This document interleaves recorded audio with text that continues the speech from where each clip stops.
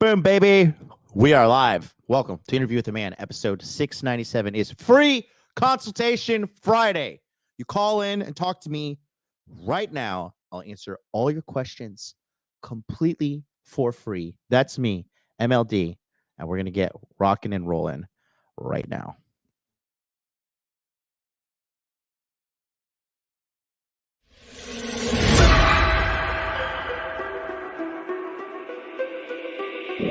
Make money, make muscles, learn game.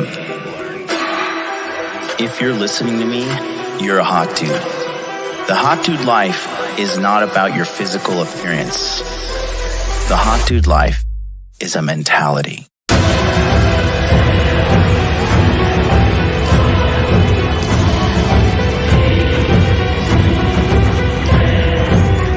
The Hot Dude Army is a global network, and the Hot Dude Army is everywhere.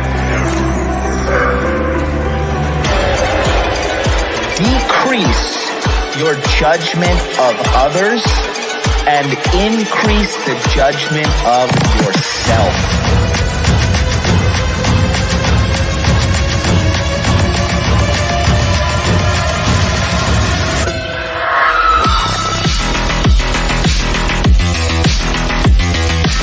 You belong to the streets, huh? 100%. It starts with learning dating, and then you move on to something to push humanity forward. That is the philosophy of modern life dating.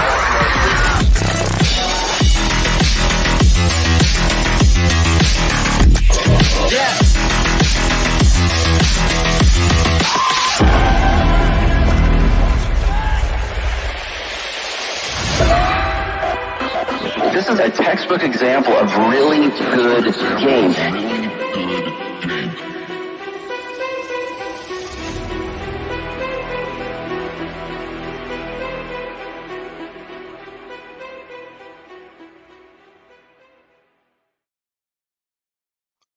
Boom, baby.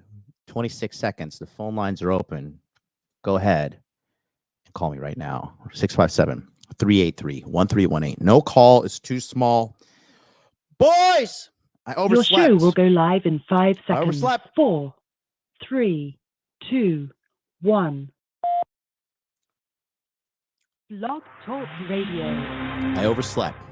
Okay. But there's a reason why I overslept. So the last 2 days, for some godforsaken reason, I just couldn't sleep. I slept for what did my Aura ring say? I think it's the time zones in Bangkok, and may or may not be the fact that I ate my body weight in edibles when I was in Thailand. I slept a lot in Thailand, but I think my body was just I don't know. My body's all out of whack, to be honest with you. Okay, you want to see? Look at my sleep scores. So this was Thursday. Look at this. 2 days my phone died. That was Thursday. Total sleep, 4 hours, 32 minutes. Time in bed. Yeah, bad. I did get some good sleep, deep sleep, which is good there. And then on Friday, it was even worse. I don't know what's going on. Friday, it was 3 hours, 49 minutes. Did get to get my brain is good at getting into deep sleep. Thank God. It's efficient. And then today, finally woke up, solid WMLD, 7 hours, 39 minutes. Got the deep sleep. My REM sleep is weird. I don't know what's going on. So I'll give myself a W for that. I feel great. I'm wide awake and refreshed, and I'm taking a good old the breakfast of champion. Do you guys know that some of these top entrepreneurs, what they do, wake up, they chew Nicorette because nicotine is a nootropic. It stimulates you.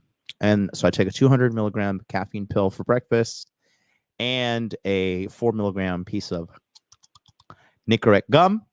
If you watched me last week, you gotta call me back for a status check. We have monthly coaching this Sunday, and I'm probably gonna have to push monthly coaching back a few hours early because we are filming something on Monday, which is your Sunday night is my Monday morning. So don't forget, click the stream alerts on Telegram. Quick announcement: we have a Telegram alert channel.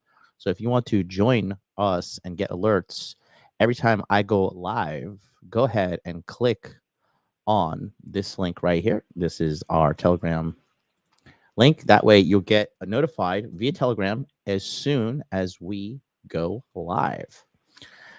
We got a lot of things going on here on the docket here in Tokyo. We are rocking and rolling. I'm telling you guys, I'm cooking up something. I know I've been saying it for literally a year and a half. I'm cooking up something. My hands are tied, but I swear to God, I'm like a pit bull, staring at the cage, outside of the cage, at my goals, ferociously snarling. I think Fresh and Fit are live right now too, doing their free consultation Friday show. So it's good to have the whole community helping out you bros here on this lovely Friday. I hope everybody had a good Thanksgiving. It's funny because I live in Japan. So like people are like, hey, happy Thanksgiving. Like I just don't even, I'm so out of touch with American holidays. I forget. So give me a call, 657-383-1318. No call is too small. And the only stupid question is the one you do not ask. That is the dumbest question. I am a man who has made millions of dollars, and I am here to help you for free, literally free. Just pick up a call. Even if you want to have a quick chit chat, the calls always typically start slow, but that's not a problem for me, and it's not a problem for you. Give me a call, 407, excuse me, not 407, geez, 657-383-1318. Shout out to Mitch, who sent me a $5 donation. Thank you so much. He says, good evening, MLD. Money Muscles Game Frame. Love your energy. Love your message. Keep it going, man. And then Aaron says, howdy chat and MLD. Guys, I know I probably look like a homeless person with my hair. Just look at this. Oh my God. I haven't gotten a haircut forever. So you want to hear something funny? So I hired a Japanese image consultant, right? And this motherfucker was expensive. He's a really cool guy. His name's Fumi. And on the 28th, I am actually going to this guy. So, yeah, I don't know. None of us are going to find this guy out. So, okay. So this guy is like a top, like Japanese player, right? Real stud. He's got that fucking Playboy energy about him. Good looking Chad, 39 years old. And you see, a big part, which you guys don't understand, a big part, and this is hard for Americans to grasp the concept because Americans have such bad fashion, but a big part of all of your success with women, it's hilarious. It truly is a big part of getting you in the door is how you dress. I went on a date with a girl, right? And she was 19, so retard. But it was so funny. Like I had just like it was one of those days that I was like kind of just getting out of bed, and I quickly just threw on you guys seen my long sleeve Louis Vuitton shirt that with like the rainbow Louis Vuitton, the black one, and then I have some like sweats that have just like Louis Vuitton pattern on them. I wasn't even trying to like be cool and be like, hey, I have Louis Vuitton, but I honestly I own so much fucking Louis Vuitton, and I wasn't even thinking about it. And then my hood, my beanie also is Louis Vuitton, yeah. So I was wearing that, and we were hanging out, whatever. And then after, she's like, I don't think I can meet you anymore. I was like, okay, cool, whatever. Like, that's just part of the game. And I was like, what's the big deal? I was like, we only went on one date. She's like, well, I don't like the way you were dressed. I was like, what? She's like, yeah, it was just too much. I was just like, oh, okay. But I just thought there's a couple things I've been thinking about lately, right? Because I've been, obviously always in the field, always collecting data. And I'm gonna do an episode on this soon, but even if you're like a really, really high level, top level guy, right? You got to understand that these girls are, you can't really take rejection too personally in today's day and age, bro. These girls, the people in general. Okay, so this is my general synopsis, and then international anonymous caller. I see you. I'm gonna pick you up here in a second. But one thing I've noticed. Oh, you just hung up, motherfucker. And then 480, you hung up too. Call back. God, you guys have no patience. But the thing is, I've noticed that everybody is just fucking retarded. Like, people don't text back on time.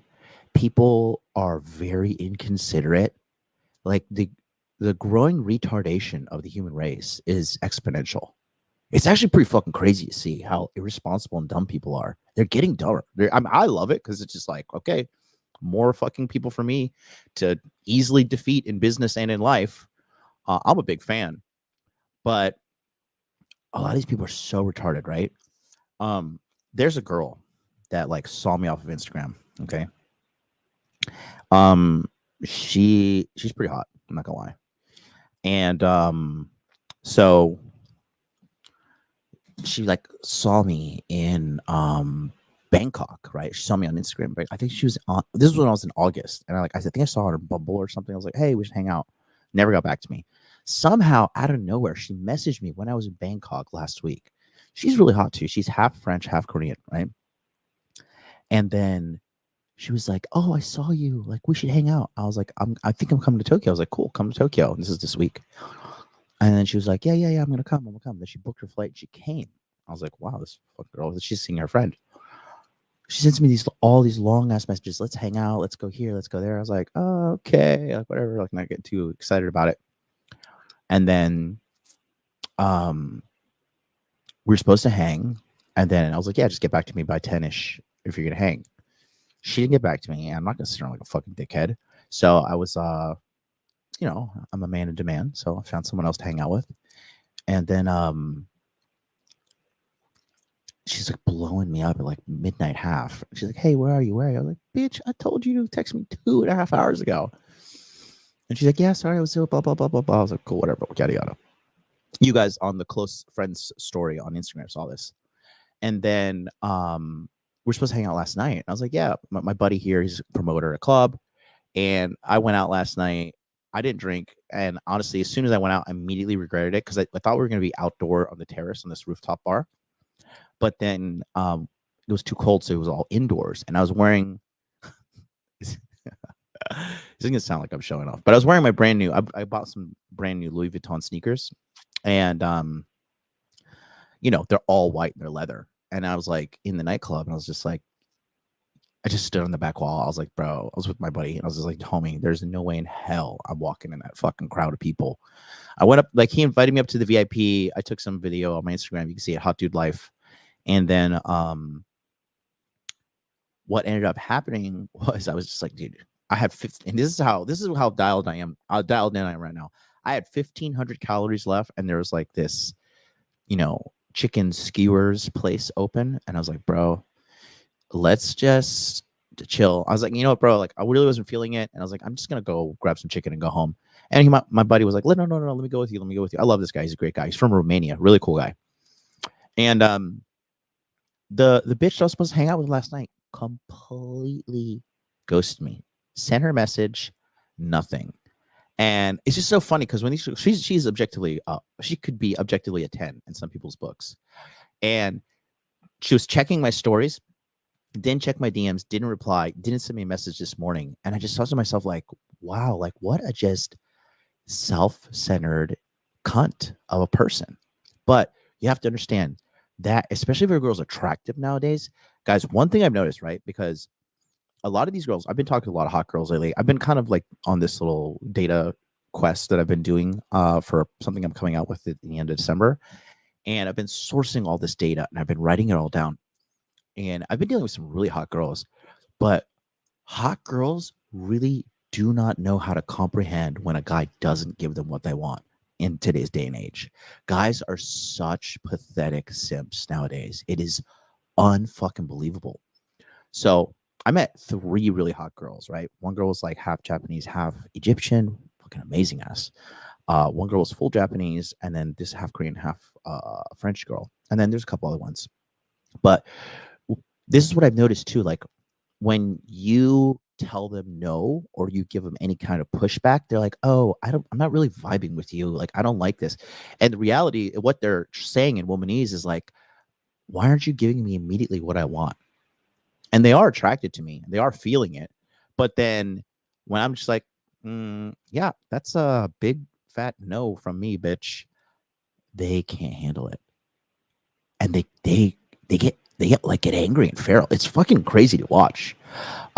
So, but then I was looking at it, I was just like, let me just look at myself real quick. I am good looking. I have great fashion. I have immaculate game, and you really can't take like when you get rejected or you deal with bitches that are retarded, which are en masse around the globe these days. You really can't take it too personally if you're doing the work. Like, dude, I'm a fucking multi-million-dollar earning entrepreneur, self-employed. I can pick up my fucking laptop and go anywhere in the world to work. I have a network of thousands of people. People love me and respect me, like literally around the globe. And for some of these bitches, that's still not enough. So when you're getting excessively rejected and you're a guy who has done the work, you have to understand that you can't really take it too personally, because I know a lot of you guys take rejection personally. You can't, bros. You can't. And that's why right here, this is the game. This is the game right here. Money, muscles, game, frame. That is the name of the game, brother. And that's for you, not for these girls. And then the smart girls, they will appreciate you. You know, there's a girl I've been seeing now since like summer-ish. And fucking dude, this chick is amazing, bro. She's the chick who like wanted to go to the library on a second date with me, and she's from the countryside. Honestly, when I meet a girl and she's from a big city, I'm like, she belongs to the streets. I just immediately, I'm from Tokyo. Okay. I'm from Seoul. I'm from Paris. I'm from Miami. You know, these country bumpkin girls are the best, bro. These girls out from the sticks. I met a girl last night, fucking retardedly gorgeous girl last night from the sticks. She's from Aomori Prefecture, and bro,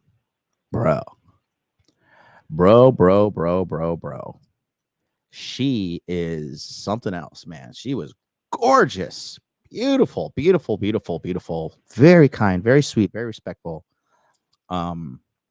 So I said all that to say this. Don't take the rejection too personal, guys. These girls don't know what they want. They don't know if they're coming or going. And yeah, real quick, I'm going to take this call now. But real quick, one more thing I want to tell you guys.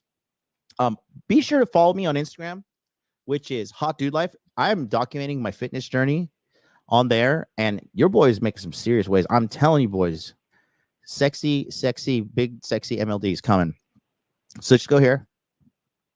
Right here on Instagram. There's Big Papa Homozy. Hot Dude Life. Hot Dude Life. Follow me on Instagram right here. Hot Dude Life. All one word. Got the blue check. Shoot me DM. Say, hey, yo, I'm watching right now. Because I'm here to help you guys. I don't, listen, bro. I deal with these hoes, but at the end of the day, my life mission is to help you boys out. Okay? Follow me there. And follow me on my Instagram interview with a man. You can see, like, this is who I follow. Just so you guys see, like, the one person that I follow is like Dr. Paul Saladino and Hormozy. Everybody else is muted.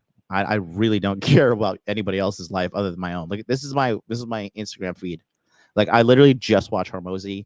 I watch King Keto. Layla, did I unfollow her? But anyways, Hot Dude Life. That's the name of the game. Let's get a first caller on. I'll bring him on right now. Anonymous international caller. What's up? Hello? Hey. Hello, you talking to me? I am talking to you. Oh, hello. I got hella games, bro. nigga.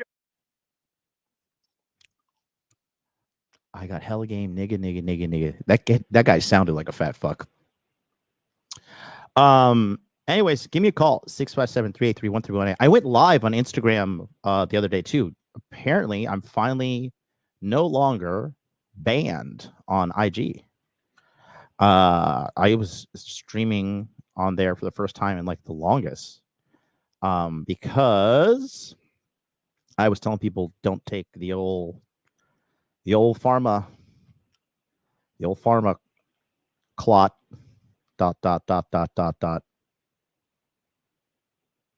shot. So let me see. Also, your boy is going mega viral. By the way, BT dubs. If you take a look at my, whoa, it's at fucking 3 million. Holy shit! I just checked it right now. Check it out. We're going, and this is pissing people off. This is fucking hilarious, actually. So let's go. And I'm show you. If you go to my Instagram, I have 2 accounts. So this is my highlight account. If you're not following that, interview with a man, all one word, uno palabra. Go here and then you click it. Look at this one.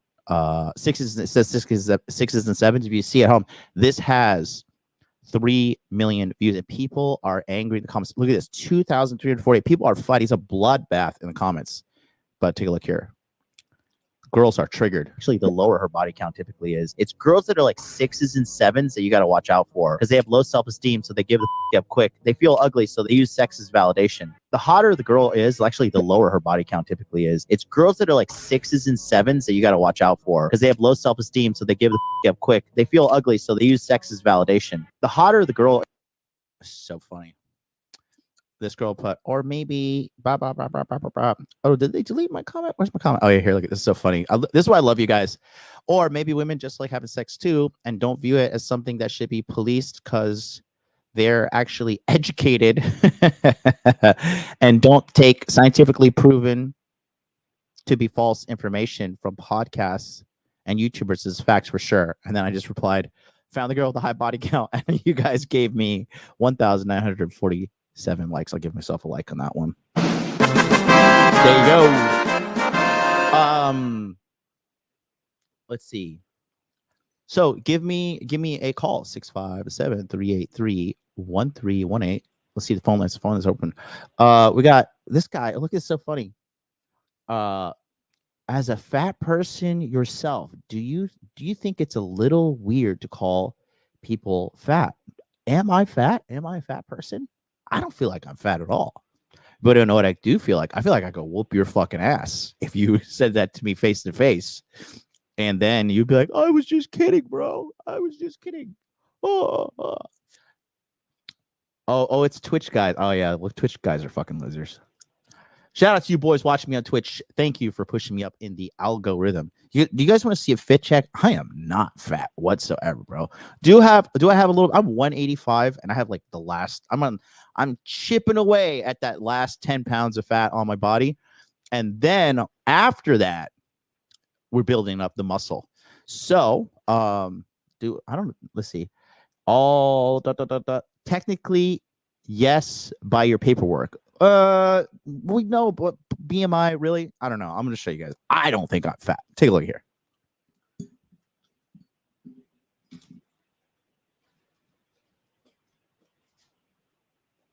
Focus.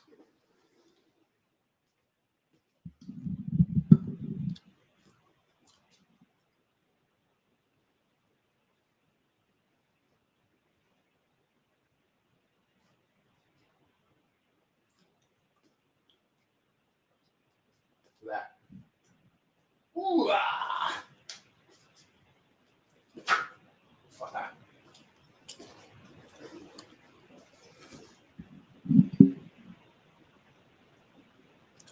I personally love the way I look. I'm gonna be 38 on 1 week from now, bro. 1 week from now. So you calling me fat, bro?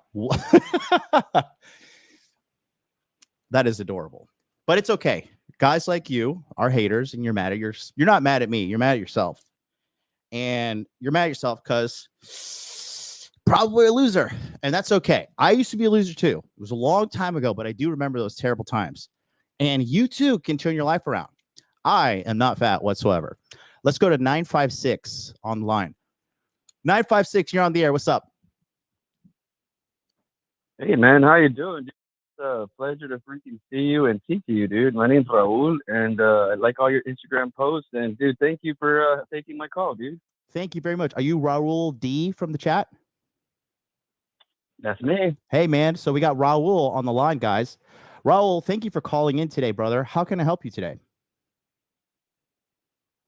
Dude, I just saw that you were online and actually streaming, and I was like, oh, dude, thinking since I'm like on a nighttime schedule over here where I work, I was actually thinking that this was like a replay, and like this actually says live. Yeah. And I just thought, man, might as well freaking call and see if this is actually legit. And I mean, I just wanted to shoot the shit pretty much.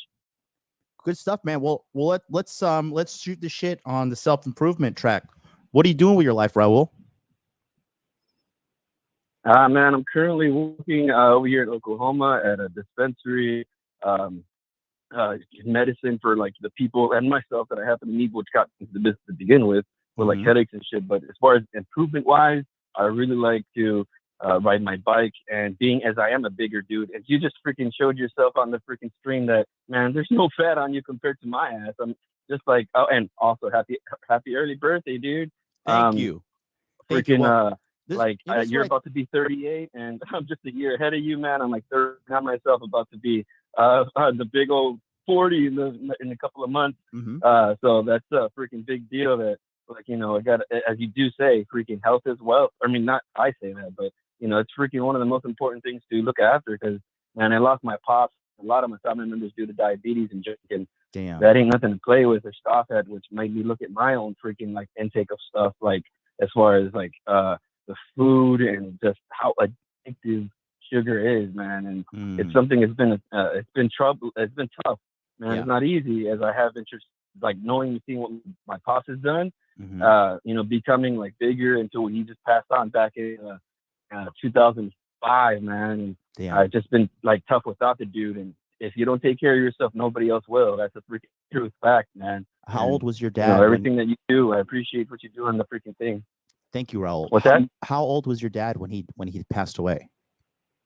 Oh, he passed off at 45, man. Oh no! From what?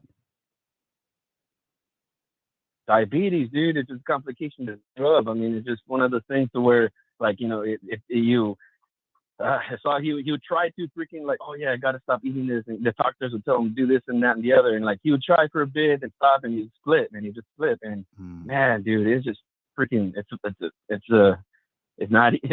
was shitty seeing him go as the way he had gone, man, and I just didn't want the same thing for myself either. So I mean, that's what I had happened to do, was just get myself a bike, which I thought and do still think enjoy the shit.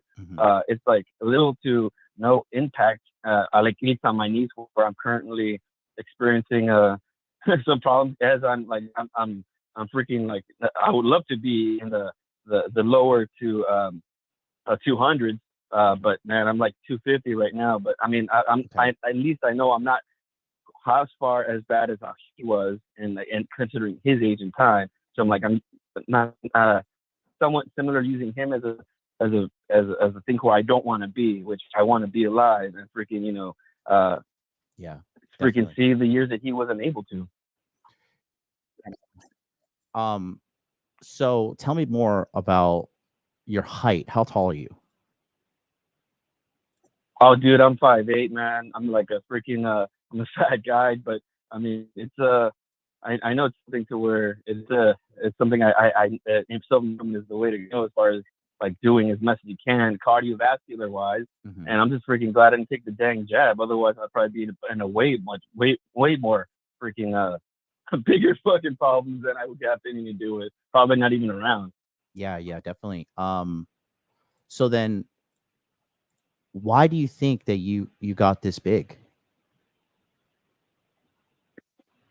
The environment, I think, would have a big part of to do with that, and my discipline for, like, you know, not being able to say no to that freaking, you know, taco or a fucking slice of freaking pizza or some shit that it's just, man, I freaking love this stuff. That's kind of hard to, I mean, something, I don't know, I was brought up with that, I guess, from like the environment. Like, as I said, you know, we'll always have like something to like munch on, and that's one thing that I think my pops was like always wanting to freaking provide was food, because growing up he didn't have much of it, and just, I guess, in that mental aspect, he's like, oh man, would I have it, they're not, you know, there. And it's probably one of those I suppose, now that I'm thinking about it, talking to you.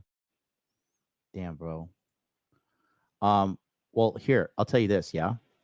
So here's the thing. If I were you, what I would do is I would do a fast. Okay. I'm going to tell you why. So I did a fast, and what it did for me was it really controlled my cravings that I had for bad food, because I live like right by a fucking Domino's pizza. And in Japan, when you go to pizza at Domino's, if you get the takeout order, you get 50% off for free. And Domino's pizza in I know, but you have to have self-control. Hear me out, okay? So when it comes down to your cells and what's going on and these food things you're eating, what really is happening is you're addicted to food. Okay? And these foods that they make nowadays, they have so many chemicals in them that make them really addictive. And then from there, you're just going to be in such a like a endless spiral of eating, getting fat, craving more bad food, eating, getting fat, craving more bad food. And here's another piece of the puzzle, right? The reason you're feeling hungry, even though you eat garbage food, is because that you are you're not actually giving your body the nutrients that it needs, right? Your body is sending you signals of hunger because your body's like, hey, Billy, can you comment in the Hot Dude Life chat on Twitch? Twitch.tv/Hot Dude Life. I'm going to make you a mod. But when your body is saying like, hey, I'm hungry, your body's really saying like, hey, I need nutrients. So when you eat a pizza, you're just eating fat and carbs, right? And anywhere in nature, carbs and fat are not found together. It's an unnatural connection. It's an unnatural mix of foods. And what your body is necessarily needing to operate are two things. It needs essential fats and it needs essential amino acids and proteins. So your body really just needs fat and proteins. Yes, you need carbs for exercising and building muscle and all that, but because you are, and I say this with total respect to you, Raul, because you're clinically obese, especially at the age of 39, being 250. Oh no, I understand that. Yes, sir. I 100% agree with you there. That's what scares me. Yeah. So what you have to do is focus on. If I were you, I would start implementing. The first thing is just like a 24-hour fast. Okay. And then the second thing is you have to start tracking your calories. This is the most important thing for weight loss. It's not gym. It's not 5x5 strongman. It's none of this fucking garbage. All you need to do is track what you eat. So there's an app called MyFitnessPal. You can get that, and then you get yourself a food scale. Okay. When you want to lose weight, you have to be tracking the food in you have to fucking track what you're eating, because you didn't get fat because you didn't go to the gym. You got fat because you have an unhealthy relationship with food. That's why people get fat, right? So that's the biggest thing. So yes, sir. What do you do for a living? Well, as I said, I do work at a dispensary, a cannabis dispensary, overnight, and primarily to make sure that the input is done for the clients that come in that are like new patients into the computer. I'm pretty much the overnight janitor / night watchman, and do the things that can't be done during the day since there's like usually people there. How much do you make? Freaking good $5, a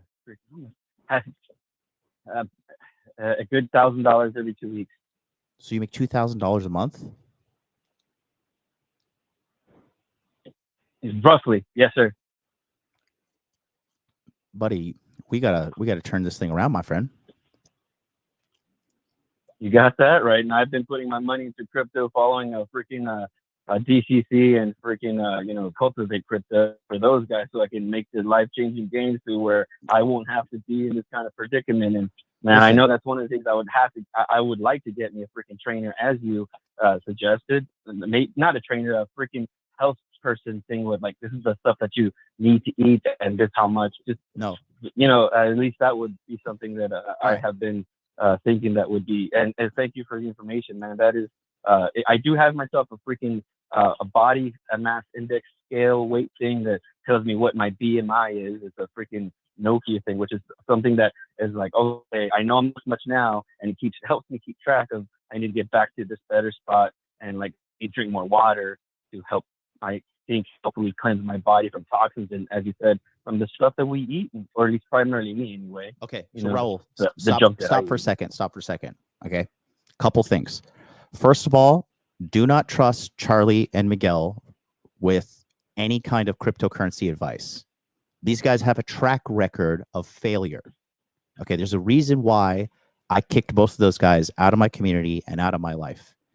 And it's because behind the scenes, if you saw what I saw, you would never give these guys one fucking penny to invest. Secondly, if you see exactly their track record, where is Hex now? It's I think like fuck, I haven't looked at it recently, but yeah, it's down currently. Yeah, and then where's Pulse Chain and all that shit? That's also the brand new ecosystem, is my understanding from what I've been looking at into with their things, and it's it looks like it has potential. I think from what I've seen. And what potential does this have? And where are you deriving this information from? Man, I'm thinking. I mean, I guess from what, as you said, watching them and whatever. But I kind of come up with my own theories and formulations, thinking that possibly it could potentially have something to rival Bitcoin in the next freaking 10 years or something sooner. I don't know. I mean, no, the answer is right there. Stop. Listen, Raul, you're all over the place, bro. Okay. First of all, sorry, you should not be betting your future off of two fucking dickheads on the internet who have a track record of losing people millions of dollars.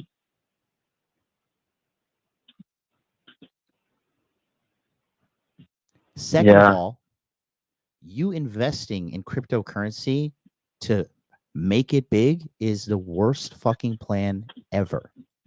You're not going to make it big because the majority of people don't make it big. It is only a small percentage of people that actually get out and have money when the cryptocurrency bull markets are over. Okay? Charlie owed a friend of mine $80,000 US, and he was on the run from this guy. And the guy flew to Charlie in Las Vegas and had to fucking physically confront him and say, hey, asshole, where's my fucking money? Whoa. Okay. So, Raul, my friend, you have to get on a better life path. The first thing you need to do is you need to get a better job. Because as a 39-year-old man making $2,000 a month, you are literally right at the poverty line. Second of all, the fact that you're 250 pounds, you need to start immediately tracking all the calories that you're eating, and you need to start implementing some kind of fasting protocol because you are going to die in 7 to 8 years.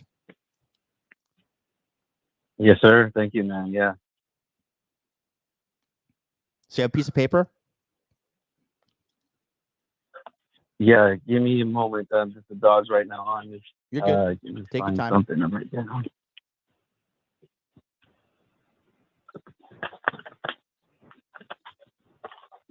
All right, shoot. Okay, so number one, I want you to start choosing one day of the week where you're just going to start with a simple fast. Start with 12 hours and see if you can make 24. Just drink water the entire time. You got it. Number two, start tracking all of the calories that you eat. Stacking calories, you say, like writing it down? There's an app I told you, MyFitnessPal. Oh, right. Yes. My fitness pal. Thank you. Okay. And then, do you have a scale at home? Yes, sir. That's the one I was talking about. It has a BMI. It's this fancy one. So you need to start checking your weight on a daily basis and writing it down on a calendar. Daily basis. All right. Thank you. Yeah. Okay. And then, lastly, you need to start looking at acquiring some kind of skill that's going to help you make more money than just being a dispensary slave. Oh no, yeah, sir.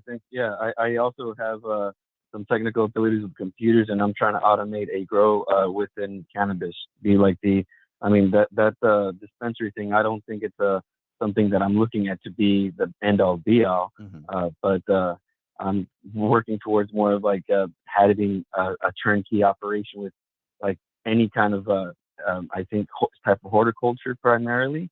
To where if that's what people are trying to get it to grow over here, I'll just set up the system for them with the PLC, which is a programmable logical controller, and it's something that I had learned how to operate and do a bit when I was working in the oil field. Like cannabis and oil field do not mix. It's something that if you pop test over there, you're done. And that's just something to where I just find this a lot more easier to work with instead of potentially dying from fumes out there. But I mean, it's yes, sir. I appreciate your information. Thank you. Okay. That's my advice for you today, brother. But you really got to get your shit Thank you, sir. together, or you're gonna die, like literally. And that's one of those things that I know that I want to, as you just said, man. I'm gonna die, and I know that some people that I've seen, and just freaking man, it's just I know that it's something I need to pump the brakes on. And thank you for the encouragement.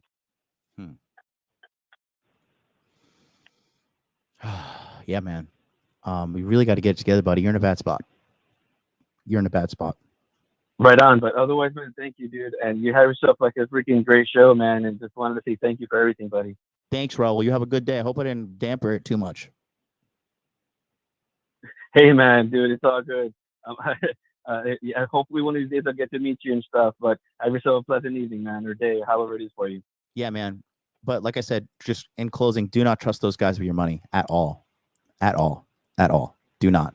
Trust yourself. Thank you, man. All right, buddy. Peace out. Hey, I appreciate it, man. Have yourself a good night again. All right, peace, G. Oh, man.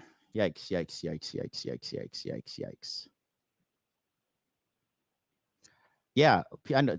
Shout out to the guys in the chat who are saying this, like, common sense, like right here, Ghost of Kushite, Hex is done, bro. Like I was saying it, like if you've been watching me, you're a mod now, Billy. If you've been watching me since, like, I made the entire Cultivate Crypto brand and I built that fucking loser from the ground up, you knew that I was never on board with the Hex. I could clearly see it was a scam. But I think what happened was Miguel poisoned Charlie's mind with greed, because Miguel just came in and was just like, yeah, this is going to the moon. This is going to the moon. This is going to the moon. This is going to the moon. And then when everything went south, they're like, oh, well, sorry, guys. We were just promoting what you guys wanted us to do. It's like, no, you didn't. And then they collected like what, $700,000 of a Hex sacrifice from the whole Cultivate Crypto or the crypto mindset community. And who are the people endorsing these fucking people online? All people who have no idea how crypto works. Literally everybody. You show me an influencer that listened to them and bought a bag of Hex, and I'll show you an idiot. So yeah, sure, maybe it doesn't make me cool to say this shit, but hey, you can go fucking lose all your money that you want. But as me, the guy who knows these guys inside and out better than anybody online, and then they literally have a track record for losing people millions of dollars, and you think that's going to be your saving grace? Good luck, because that's what you're going to fucking need. You're going to need luck, because that's the only thing that's going to potentially save you. So yeah, and I try to force them to apologize, but they're like, no, we can't. We got to save face. I was like, you guys are idiots, man. You guys are fucking idiots. So it's all good. Let's just Charlie can fucking spiral into his little drug addiction abyss, and you'll see. MLD was right as usual. Hashtag MLD was right. I mean, and I'm sorry, like that's why I parted ways, because they wouldn't change their ways. And yeah, it made me look like, maybe look like the bad guy by actually doing the right fucking thing. But at the same time, like, I really don't even care, man, because I'm doing what's right. Like, you can't buy me. I'm not for sale. I'm not gonna fuck people over for money. It's not what I do. So, yeah, trust them at your own fucking despair. I'll tell you that much. But idiots. Anyways, let's go to next caller, 815. 815, you're on the air. What's up? Hey. Yo. Hey, man, can you hear me? I can. Hey, so you're totally right about all that crypto shit. Me and my father got totally ran over with this whole AMC thing that was also kind of involved in the crypto community. And Really? yeah, you're totally right about all that. But I had a question about Japanese businesses. Sure. If you think it's a good idea for me to save up money and basically buy a business in Japan that's already cash flowing. What kind of business do you want to buy? Well, I mean, it could be, there's a lot of different types of businesses out there. I like laundromats. Yeah. Why don't you just buy one in the States? That's one I looked into. What? Why don't you just buy a laundromat in the States? Hello? Well, I want to relocate to Japan because I'm more interested in, obviously, like, not dealing with a lot of the degeneracy in the U.S. Okay, and then do you have experience traveling to Japan? Well, no. I mean, I would like to go there for like a month or two, but I want to figure out a place like Japan or a place like Thailand. Mm-hmm. And yeah, that's just my overall plan. I'm 17. I'm just kind of starting out, and I just want a long-term plan. Cool. So. Really good question, especially for being 17 years old. So a couple of things. I would never move to a country without traveling there first and foremost. Okay. Second of all, Japan is the land of bureaucracy. And bureaucracy means like there's just so much government involvement with everything. Okay.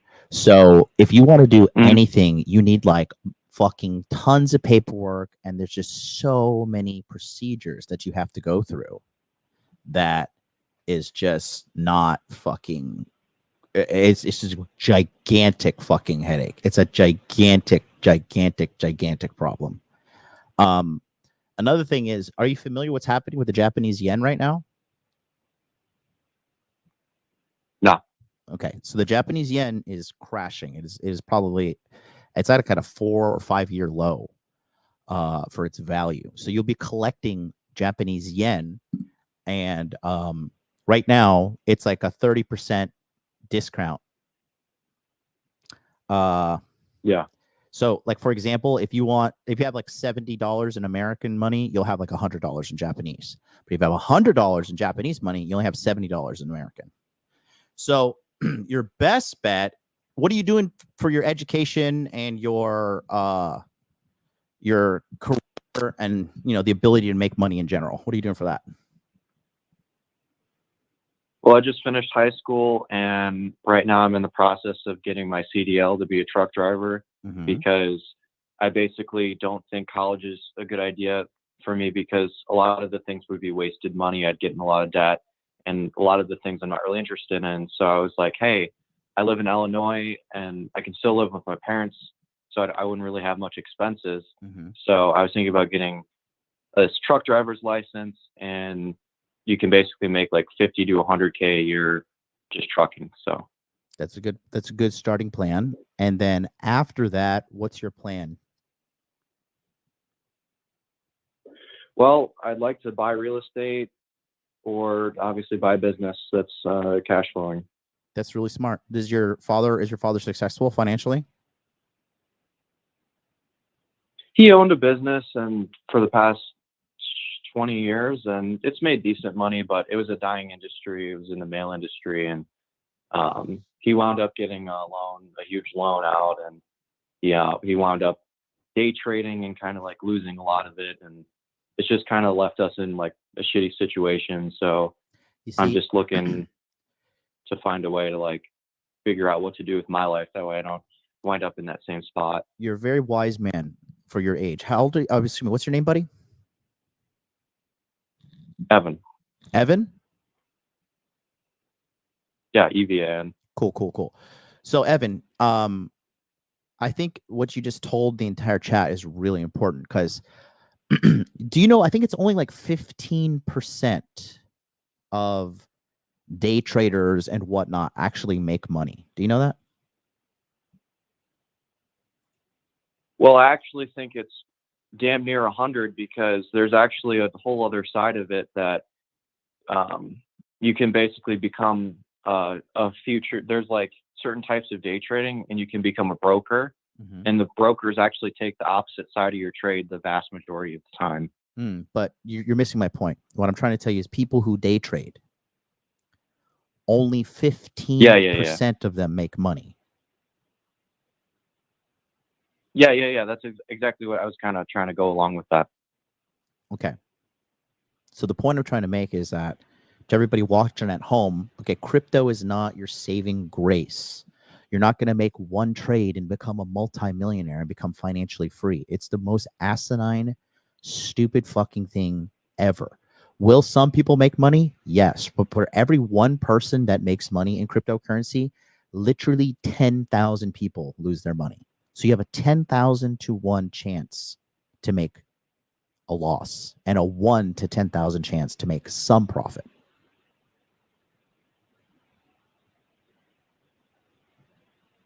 Yeah, it's totally crazy, man. Yeah. So I think that your best thing to do would be get that skill.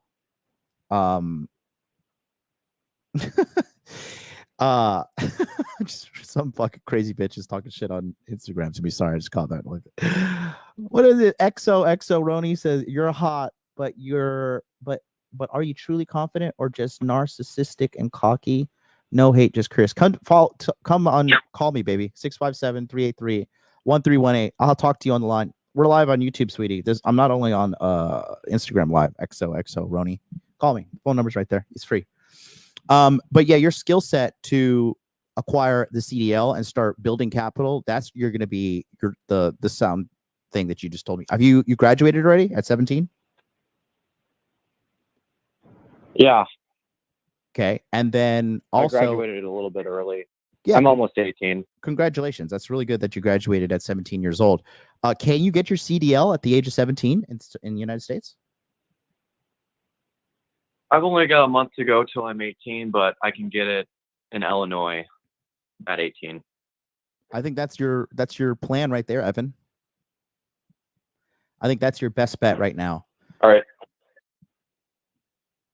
Yeah. All right. Well, thank you. Yeah, man. It was good chatting with you. Thanks for calling in. Appreciate you. And then call me next week. We'll talk. We'll catch up. All right. See you. All right. Bye-bye. There it is. Literally, I'm telling you guys, like this guy just said his dad took out a gigantic loan, tried to become a day trader, lost it all. Okay. The system is not set up for you to win unless you put in copious amounts of work, guys. Copious amounts of work. If you think you're just going to buy a stock and watch it go nowhere but up and then sell at the right point, you're out of your mind. There's a great book out there about money. Okay. And, no, you call me now, Roni. Call me now, baby. You can call me now because the phone line is closing in 1 hour. So you're gonna call me now. I'm not gonna yell at you or embarrass you or try to shame you, sweetie. Just call me. Come have a chat. There's a book out there called The Psychology of Money. Okay, and here's what you guys need to know. Above all things, nobody other than all the fucking people at the tippity top where you're not at, like BlackRock and all these fucking companies that run the world, they know what's going to happen with the markets and money. But the average dickhead who's like, I've got this algorithm. I've got this algorithm, and you can get 80x returns on my algorithm. Then why aren't you putting all your fucking money into that algorithm and getting 80x returns and living on an island full of fucking super hot supermodels and just like eating coconuts and grapes all day. Because that's what I would do. If I had an 80-1 algorithm that I could put in $1 and every dollar that comes out is 80, you think I would be doing YouTube? You think I would be on here fucking fighting with shadow bans and dealing with all kinds of people's problems? Fuck no. Fuck no. It's common sense, guys. So anybody tells you they're going to be your financial savior and all this shit, they're liars. They're totally fucking liars. Okay? So just remember that. For the love of God, please remember that. Okay? If somebody's telling you they're going to save you and they're going to fucking give you some miracle fucking financial thing to save you, they're probably going to scam you, bro. Why would they? What's their incentive to save you? Only you can save yourself, period. Okay? Yo, what's up, Travis D? What's up, man? He says this guy actually is a multi-million-dollar earning entrepreneur. He says he's right. The book called The Money Game by Adam Smith shows how hard it is. The system is easy, but self-psychology gets in the way. Bro, exactly. When everybody in the 2021 bull run was like, oh, it's going to go higher. It's going to go higher. It's going to go higher. And they hold on, they hold on, they hold on. And in that book, The Psychology of Money by Morgan Housel, thank you to the chat member who wrote that, Love W. He says the number one thing that gets people fucked in life always is their greed. And you have to understand it's you versus dopamine. And you right now, you're probably losing the battle against dopamine because you're probably addicted to food. You're probably addicted to porn. You're probably addicted to video games, gambling, sex, you name it. You know, the average person is not winning their battle against dopamine, guys. So you really have to understand the truth about what is going on here when you're making that money. And it was just insanity. It's totally insanity. Let's go to 330 next. 330, you're on the air. What's up? Hello, yeah, MLD. My name is Taha. I'm from California region. I'm a double major in electrical engineering and computer science. And right now I was working contract jobs at Cisco. And right now I just, my contract ended. And right now I'm looking for other jobs. But I wanted like your advice on how to balance, like how much time during the day should I balance preparing for interviews, upgrading my IT skills versus applying for jobs like through Indeed and directly through websites. Like how much time should I? So I wanted your advice regarding that. Okay. So the thing is, how old are you? I'm around 33 years old.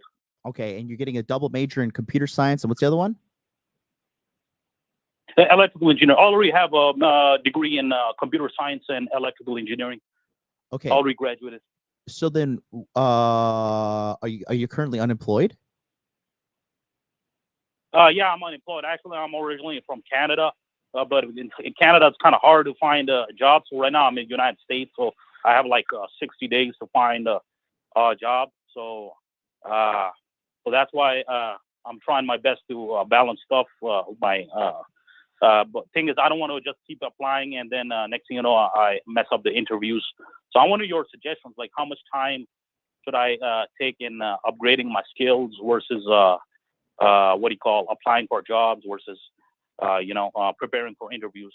Yeah. So with your current resume that you have now, are you sending it out and are you getting requests for interviews?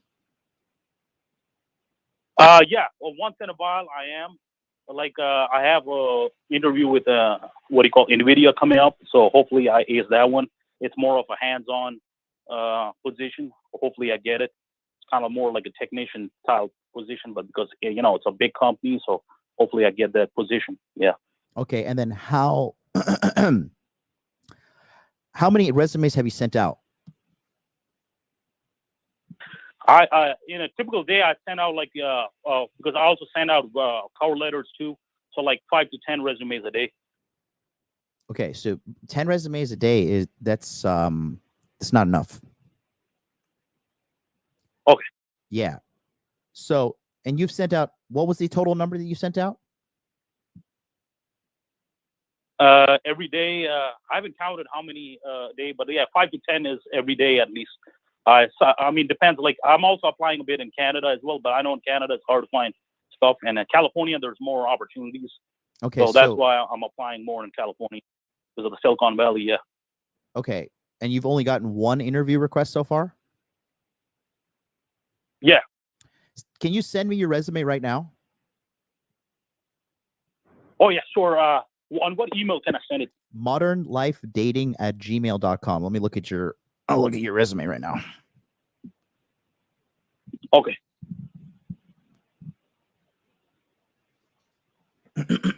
Yeah, just a second. Yeah, I'm on my computer right now. Oh, I've been checking my email forever.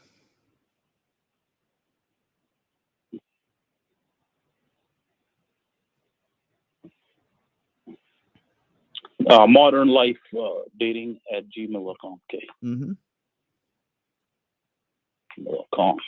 My resume. Oh, I see it. Okay. Mm-hmm. Yeah, this is just my general resume. It's not like my tailored resume. Every job I usually tailor it, so I bypass their system. Mm-hmm. So okay, yeah. Okay, I see. Okay. Yeah.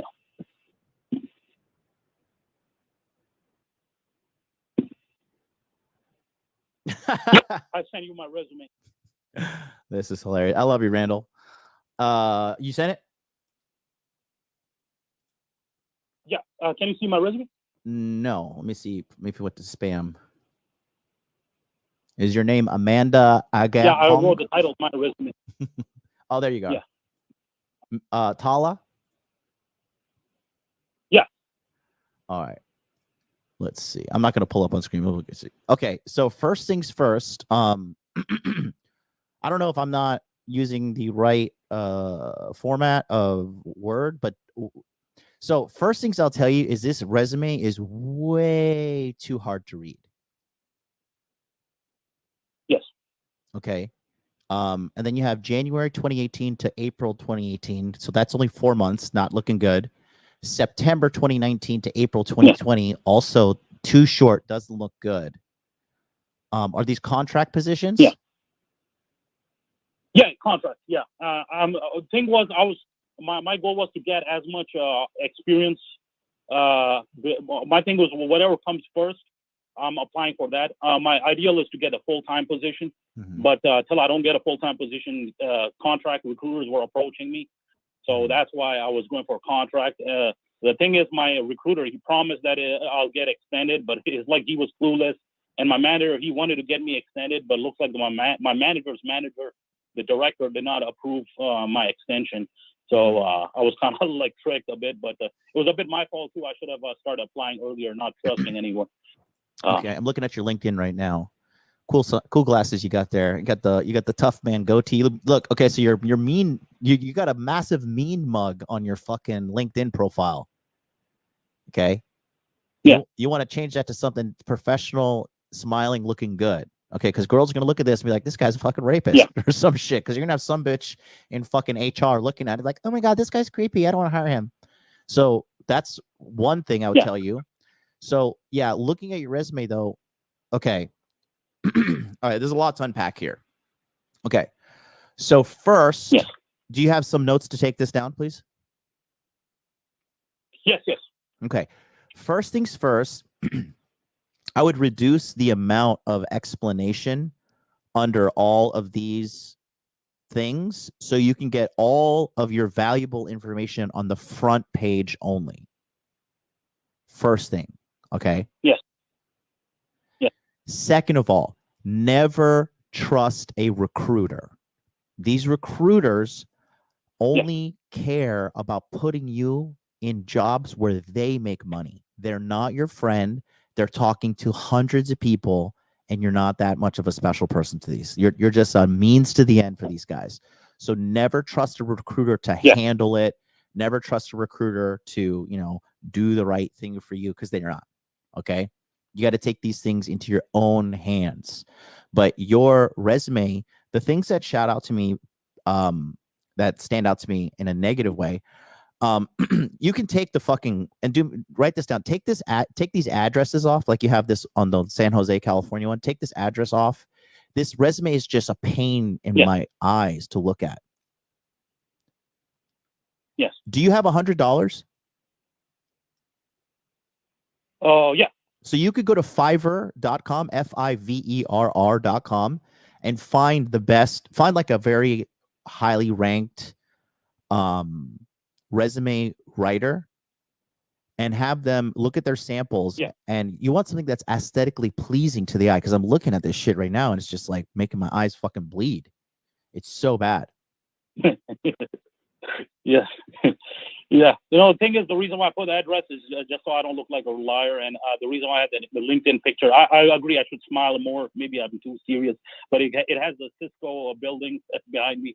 So it looks like I actually work there. So they don't care, bro. Maybe I should have smiled, but I was working. They don't care about that. I didn't even notice the Cisco thing until the first thing that jumps out to me is this fucking angry looking dude that like I'm scared to fucking hire. Yeah. Okay. Yeah, no, people say that another thing is people have complained I come off a bit intense. It's not because I want to be intense.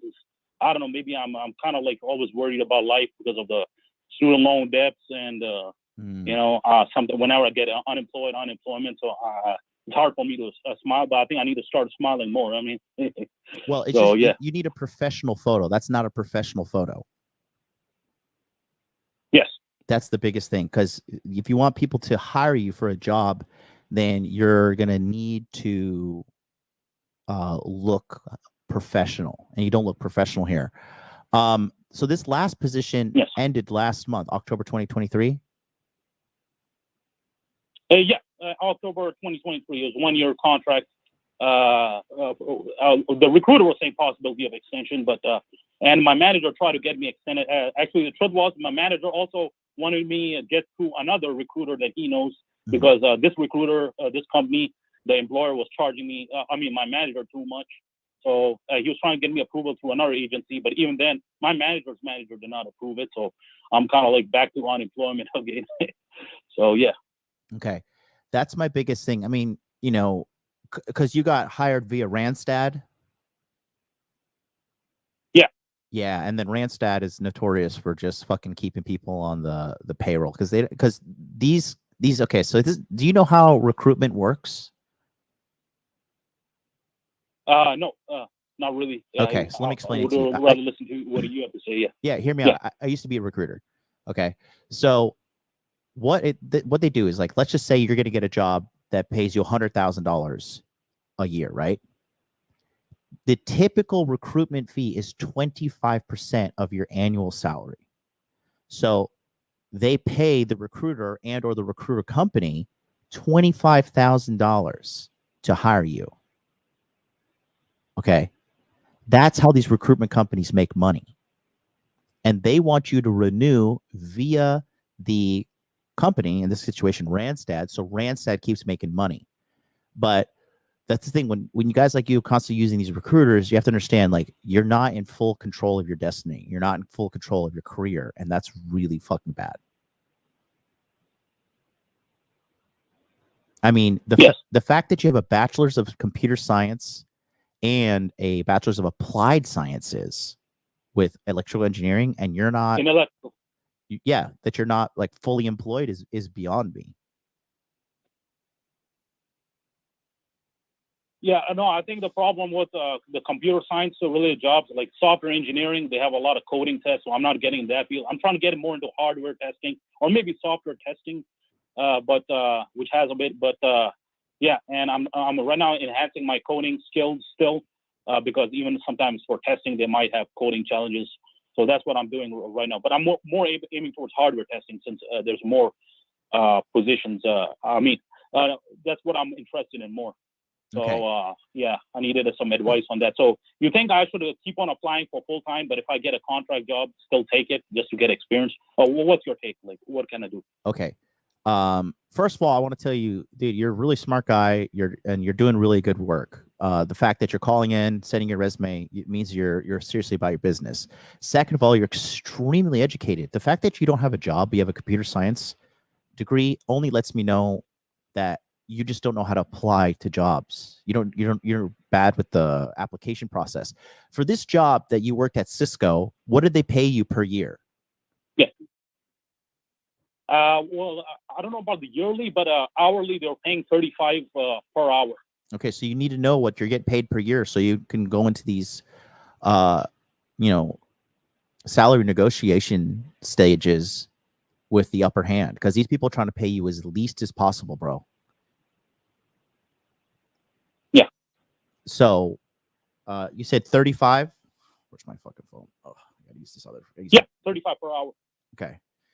So 35 an hour. Were you working 40 hours a week? Yes.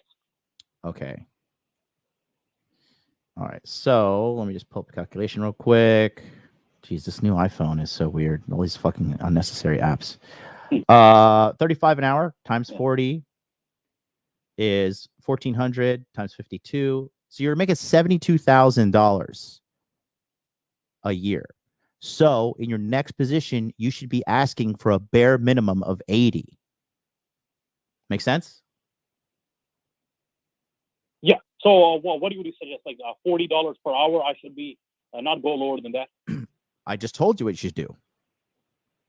I said you should go for a bare minimum of 80. 80,000. So let's 80,000 divide by 52 is 1,583 a week. Divided by 5 is 307. Divided by 8 is $38 an hour. So yeah, $40 an hour is good. Are you blowing all your money? No, I still have my money, and thing is because my family is also living here, so I was living with my family, so it was not that expensive for me. But I'm paying off my debts and stuff, along with not just using on myself, but also paying off my debts. So. Oh, sorry. What debt do you have, bro? Student loan that did Ontario student loan, because I'm from Canada, so I used student loan, the government student loan, and maybe a bit of credit card debt, like probably 5,000. Shut up and take my money. And the Walmart debt I have. Okay. So, all right, this is what you need to do. One, you need to be sending out a bare minimum of 100 resumes per day. Bare fucking minimum. Yes. Okay. Number two, when you get okay, so this is going to be complicated, but this is what you need to do to get fucking the job that you need and have some fucking security in your life. After you send your application in, you need to call the company and figure out a way to talk to somebody in HR and say, hey, I'm Mr. yada, yada, yada. I'm not going to say your name on the air. I'm Mr. blah, blah, blah. I just sent in my application for this position. Did you receive it? And if they're like, oh, well, we'll check later. Like, no, could you just tell me if you received it right now? Because I'm, I don't care if you have to lie and be like, oh, well, sometimes my internet doesn't work. So I just want to make sure you guys have it. And then when she says yes, you're like, yeah, we have it. Like, great. Like, what are the next hiring steps? Who's the hiring manager? And try to get that hiring manager's name. Okay. And they're like, oh, it's Bob Kwazowski or whatever. Then you go on LinkedIn, find a guy, type in Bob Kwazowski, look him up, find him on LinkedIn, add him and send him a message. Hey, Bob, my name's XYZ. I just applied for this position. I spoke to, Sally in HR, and she told me you're the hiring manager. I wanted to introduce myself and say, yada, yada, yada. I want to work for you, blah, blah, blah.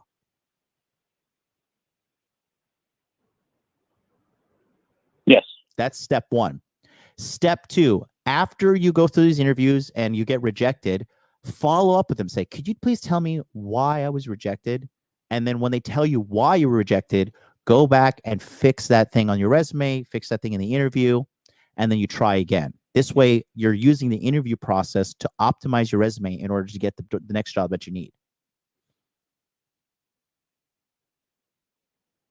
Great. And I have a question. Do you suggest cover letters too, or that's a waste of time? Just send resume. Your resume is a fucking eyesore, bro. I look at this resume and my instinctual human reaction is I do not want to read this. So take $100, go get a professional resume writer. And if you can't too, I would put a picture of myself in the top right corner of the resume, because studies show that when there's like an actual face on these things, it humanizes you more compared to the average dickhead who's just sending out resumes like you. Yeah. Yeah. Yeah. And one other question: do you suggest, after fixing my resume with the professional, do you suggest my tailoring my resume based on the job description with the keywords when they say response requirements, or no, just send it, and if they like it, if they don't like it, fuck it? Well, what do you suggest? I think volume is the answer to your problem right now, because right now you are on a time crunch.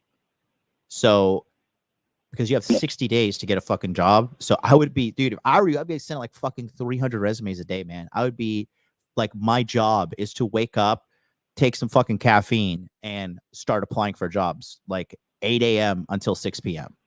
That's what I would do if I were you. Yeah. You're right. I need to do that. Yeah, big ups to you for calling in, bro. But that's my free consultation for you. Yeah. If you want more help with this, I help guys get jobs all the time in my monthly coaching, and we're going to be going live this Sunday. You can go to my website and sign up there. Yeah. And I could guide you through this. We just got a guy a job in my community. He's a skilled guy like you, and you know, he jumped the gun in my opinion. He took too soon of a position. We didn't make him a lot of money. He just went from like $73,000 a year to like 85 or something like that. I told him he could get 100, but he was happy with the remote work, and he was only like 3 weeks in interviews. I was just like, bro, he could get 100, but he was happy with what he got. So, you know, this is a walk in the park for me. I used to do this for a living. And then I know how to hustle these fucking companies. I hate these big companies, man. I'm like the modern day Robin Hood. I try to get these companies to pay people as much as possible and let these guys, you know, get the money that they need, because these companies have enough fucking money as it is. Yes. And also I have my website attached also on my resume, which I'm working on the site. This is made purely with HTML, CSS, JavaScript. And I also have like skills page where I put like some Python and JavaScript and Java projects and stuff, mini projects. Yeah. I mean, you look like a fucking computer. This picture, your website, your GitHub, also, like, you're not smiling. You look angry. Like, you know, you want to do a little bit better. And then also your website is just, it's a You're big, right. Can I screen share your website to the audience or no? Probably not, because I don't want to get in trouble, you know, but yeah, Okay. but it's between me and you. Yeah, that's but fine. As long as I just want your advice. So, yeah. That's fine. But listen, this is what I see. I see this website, and it's just a picture of a fucking angry looking Middle Eastern man. And, Yeah. you know, it's just you just have a block of text there, and it's not fucking, it's not spaced properly, you know, and it's kind of, you're kind of all over the place. It says hands-on, tech savvy, fast, leaner. So the first three things, there's a typo.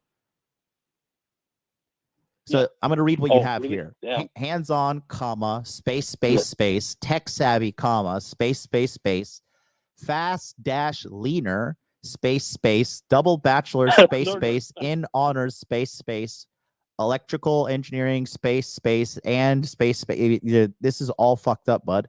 Currently seeking new opportunities within the fields of engineering and information technology. I have test engineering and system analyst experience in the semiconductor, that's a good area, banking, computer, and automotive industry. In university, while pursuing electrical engineering, I've worked with VD, VHDL, C++, MATLAB. So it's just a lot of shit. And then this shit at the bottom, they don't care. I have interest in traveling, canoeing, soccer, drawing, calligraphy, lifting weights, modifying cars and bikes. I've lived most of my life in North America. They don't care. They don't care. Yeah. It's too much shit. It's just all, it's too much. I look at this, and you have to understand, the person looking at your resume is some fucking bitch in HR who most likely hates her job and hates her life. And she's going to look at this and she's going to be like, this guy's ugly. This shit's too fucking confusing. I don't want to read it. Next resume. Yeah. And it's not that you're ugly or whatever, but it's just the way you have yourself set up. It just doesn't look good. You want to optimize this. Yeah. Yeah. You're right. But the fact that you were able to get a contract job that was paying you 70 G's a year lets me know at bare minimum you can get 80. And you're sending out 10 resumes a day and you're not tracking it. Big mistake. So you need to be sending out a bare minimum of 100 resumes a day, and you need to be bombarding these people and harassing them every single fucking day. That's what I would do. Yes. Yes. I hope it didn't hurt your feelings. Yeah. Oh, no, you didn't hurt my feelings. I have some more pictures where I'm more smiling. I'll probably put those pictures instead. And better than my the structure of my website and even the LinkedIn. Yes. And the resume as well. Yeah, you want to fix your fucking your resume immediately. Yeah. Okay. You're right. Immediately. Yeah, and also once I get a job, I'll definitely be getting paid coaching from you as well. Once I get a job, I have no problem. I want to pay every month so I can be a better version of myself, because I don't feel like I'm the best version of myself right now. Hey, listen, the fact that you picked up the phone, called me, sent your resume, and you've been a constructive listener and taking notes, you're going to succeed. But you better do what I fucking said.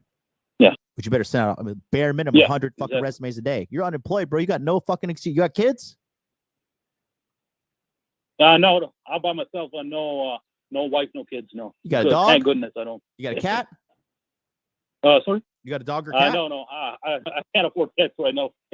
Yeah. Well, you're out of luck, bud. You better get your ass rolling. Yeah. You better get your fucking ass rolling, G. Yeah. Yeah, thank you, MLD. No, I like your videos the most, because you say blunt truth without unapologetically. That's one thing I love your style, in the future, I'm also targeting the East Asian countries, like not necessarily Japan, but even Malaysia and Singapore. But I heard economically they're better. Don't go to Singapore. They're not better, but they're pretty. Don't go to Singapore. Singaporean girls are bitches. Oh, really? Yeah. Yeah. Well, by the way, what do you think of? Obviously, I have an angry look, but what do you think? How do you think Japanese girls perceive brown dudes? Like the average height brown dudes. Listen, how do you think they perceive them? Listen to me. Get a job first. Japanese girls like guys with jobs. Get a job first, then we'll talk about getting you some pussy. And you need to lose some weight too. You're too fat. if I were to be 1,000% with you. And being fat in Japan is no bueno. Losing my weight. Yeah. Yeah, and one more thing, MLD. While I'm applying for jobs, I'm also hitting the gym, just to release the stress. I have a question. What's your take on creatine and those energy drinks? Like I have the Bang energy drink that has creatine. Is that good for you? Or is that bad for you? And what's your opinion on test boost herbs like Tonga Ali and Yohimbine and all that? What's your opinion on those? My opinion is that you're fat and unemployed. So don't worry about supplements. Yeah. Okay. Eat less. Track your fucking calories. Go to the gym, and send out applications like a madman. Exactly. You're right. 100%. How much do you weigh right now? Yeah. I'm actually I dropped weight, so I'm close to 200 to 205 range. 205. Pounds. Okay, 205 pounds. And how tall are you? 5'8". Nigga, you obese. You're fat, bro. Yeah, you're right. Come on, G. Yeah. Get your shit together, man. Get it together. Yeah. Yeah. No, you're right, MLD. You're right. Yeah, I love your advice. I love you too, buddy. It might be hard, but it's good for me. Hey, listen, my advice is it's fucking like Forrest Griffin's punches, pillow hands, compared to the fucking life beating you'll get being a loser. So get your shit together, my friend. We'll talk soon, okay? Much love to you. Yeah. Adios, MLD. You're the best, man. Adios, man. Take care, buddy. Get on that shit. Peace. You see, guys, that's how you get your shit together.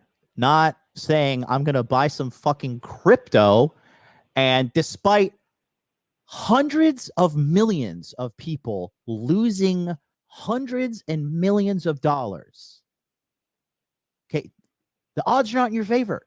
Hundreds of millions of people lost, actually, they have lost billions of dollars. And you're going to crack code?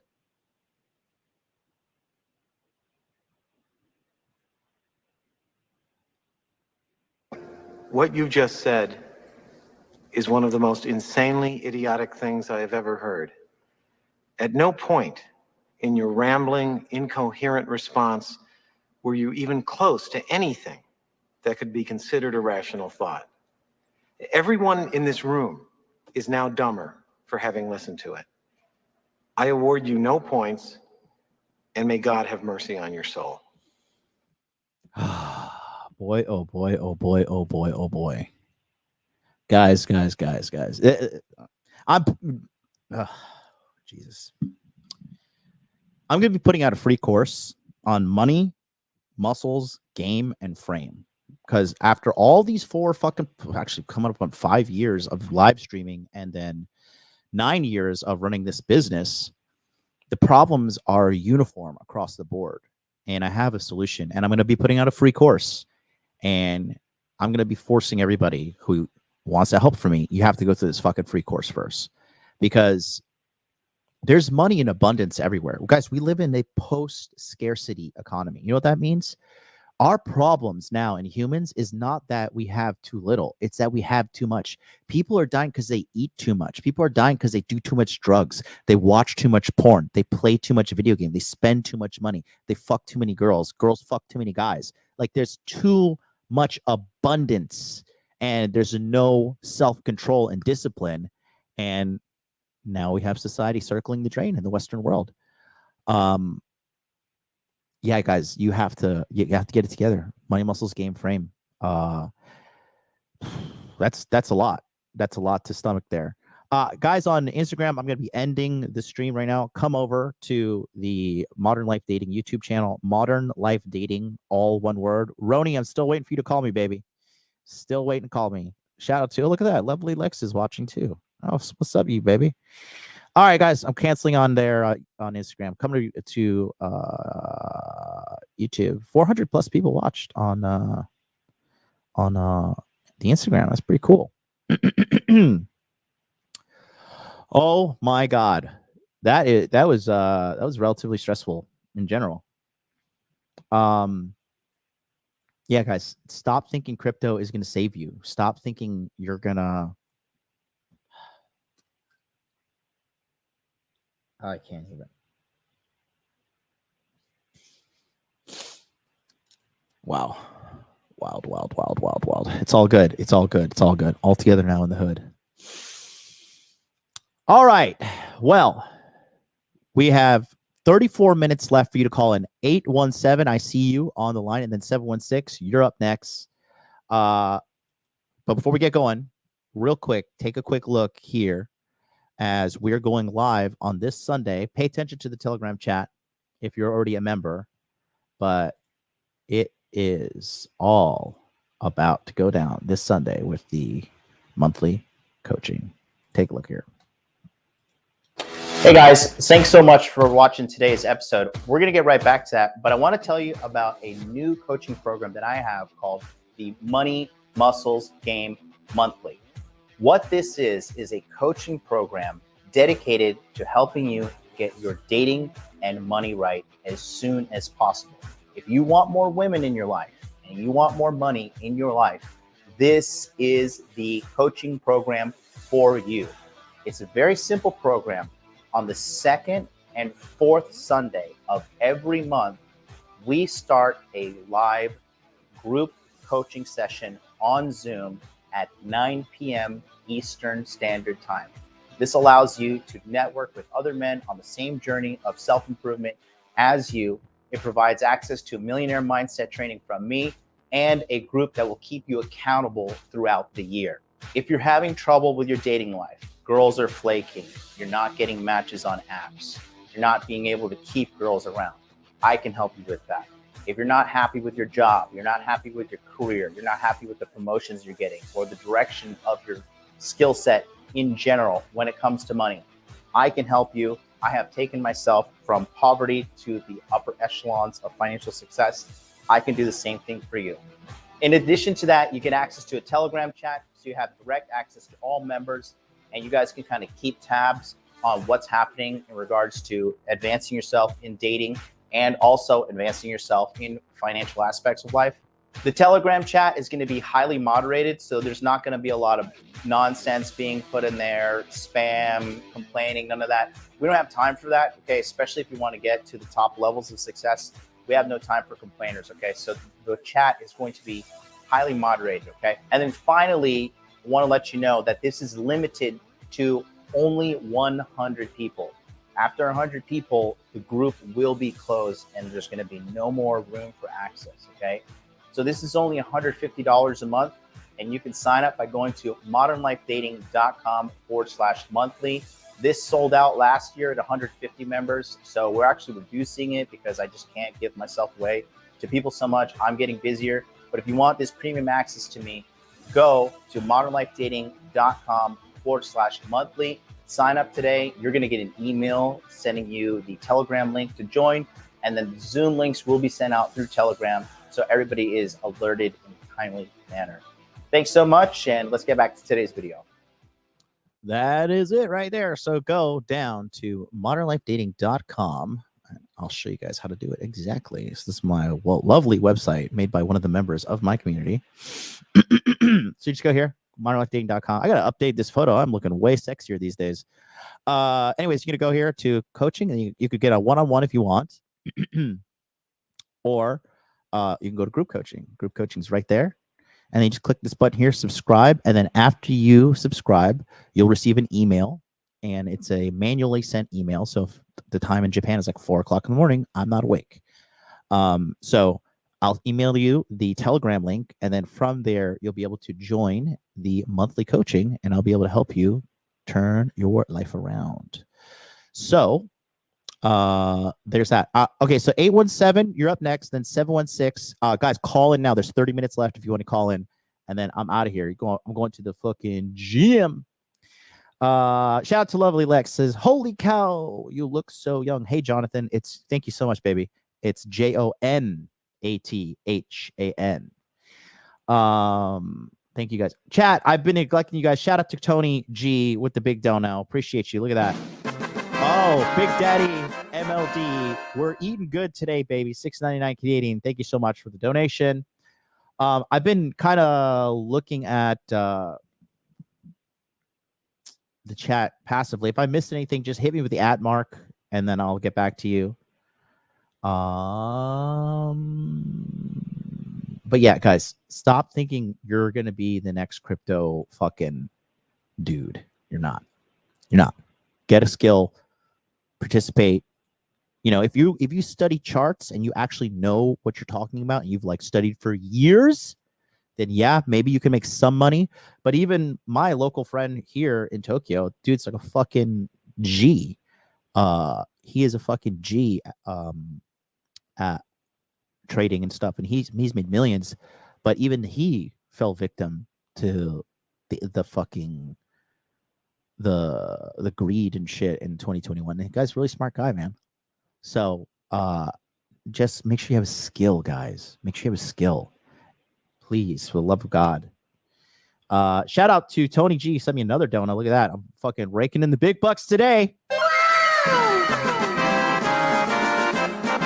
Yes. $13.99. No comment. Thank you so much for you and the donation. Okay, let's go to 817.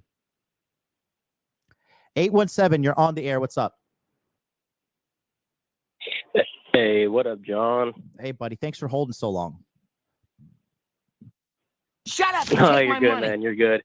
I'm actually just joined. I'm on Telegram. I'm that one short fuck that asked you your opinion.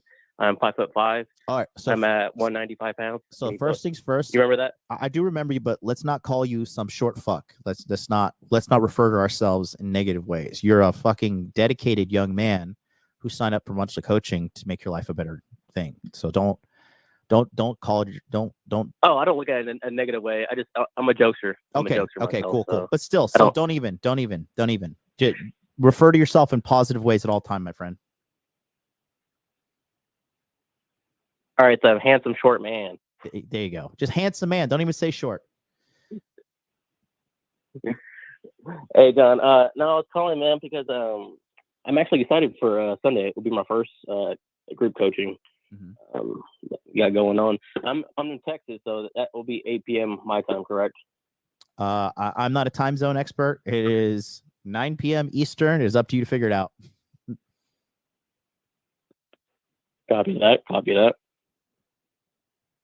No, but I was calling it because I wanted to tell you my game plan. So I just got into trade. I'm actually got my CDL, so now I'm with the company. I actually just started driving not too long ago. My game plan is to get at least a year to 2 years experience, and then I kind of want to go solo. I want to get into like neither like hot shotting, driving those like 3,500 trucks with dualies, and having like a gooseneck, and like just getting contract jobs with like construction companies to haul their equipment for them. And I'm actually part of the real world as well. I'm actually learning copyright as well, because right now, as I'm driving, at any moment while I'm driving, I can either get in an accident by hitting somebody or some idiot hitting me, and then there goes my job. Because DOT regulations are very strict on that. So that's the reason why I'm trying to hurry up and learn the side hustle skill to be more remote, just in case if that situation happens, I have something else to fall on. Would you advise me to continue on that path, good sir? Okay. So the thing about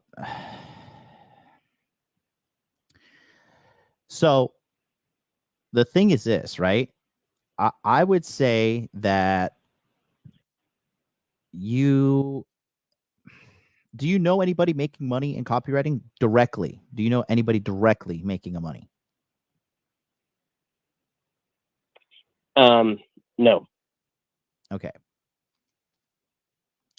And so tell me, what is like your just general strategy for copywriting?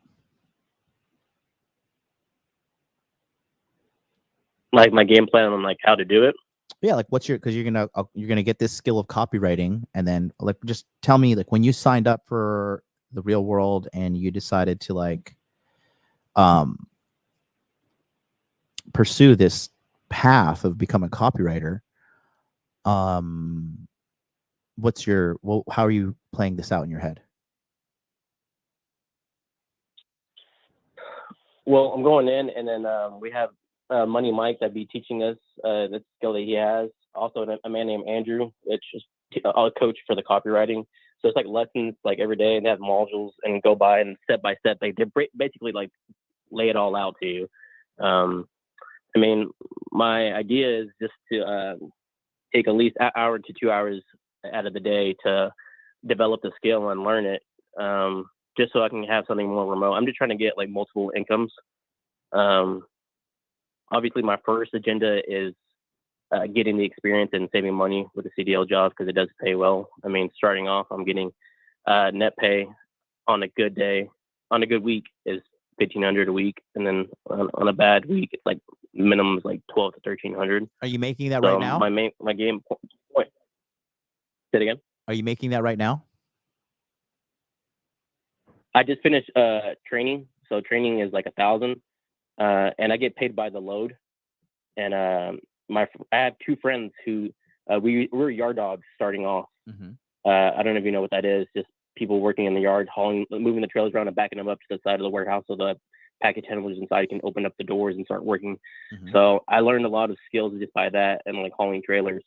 So I have two friends before me that are this company that I am with now, and they show me their pay stubs, and they're doing the same. I'm gonna start doing what they're doing, and that's what they're making. So in my opinion, Mm-hmm. you have two people right now that you're getting coaching from. Okay. One are people that are actually making money and you're seeing the money coming in, which is the CDL stuff. And then these coaches in the real world or whatever, are they telling you how to source clients? Are they telling you how to set prices? Are they telling you how to get money, how to set up your PayPal, your Stripe, your bank accounts, all that? Oh yes, all that's in there. Yes. Okay. And have you done all those things? I mean, I'm learning. See, listen. I'm learning the modules. I'm learning. I'm taking all the information in. It's just kind of hard because mhm. It's a yes or no question.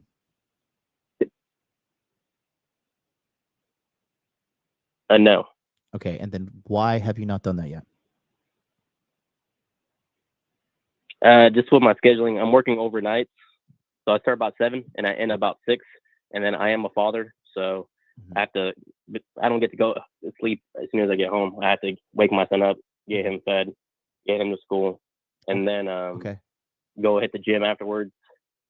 And then I'm like shot, like I'm extremely tired. So then in your mind, how do you plan to make money with copywriting?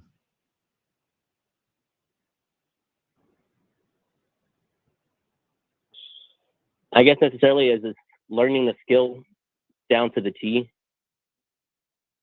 And then once I'm ready, just make the following steps. I mean, they teach you how to do it, how to get clients like within like 48 hours. It's just about putting in the work. Okay. And then what's your financial goal with the copywriting? I think my financial goal is just to retain an income. I mean, if I can get to the point where starting off, once I get my first client, I can at least make at least $2,000. I mean, I'm okay with starting off with that while I'm still doing my CDL job. Eventually move my way up, get more clients, maybe get a team, because they also teach press on you about getting a team. Like, you can't do it on your own, so you need to find a team and eventually like buy back some of your time. Okay. And do you know how much you're going to charge? Do you know what niche you're going to go into? Do you know any of those things?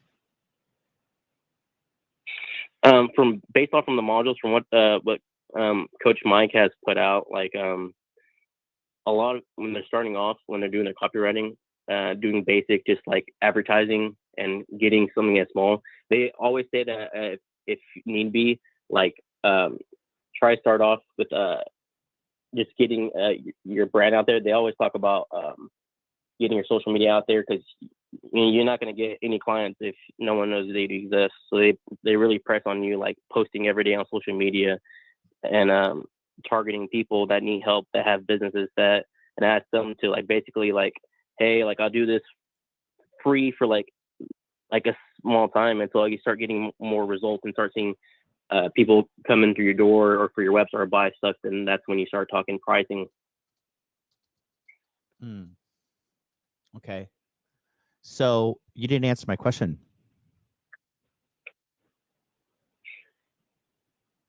So I'll ask it again.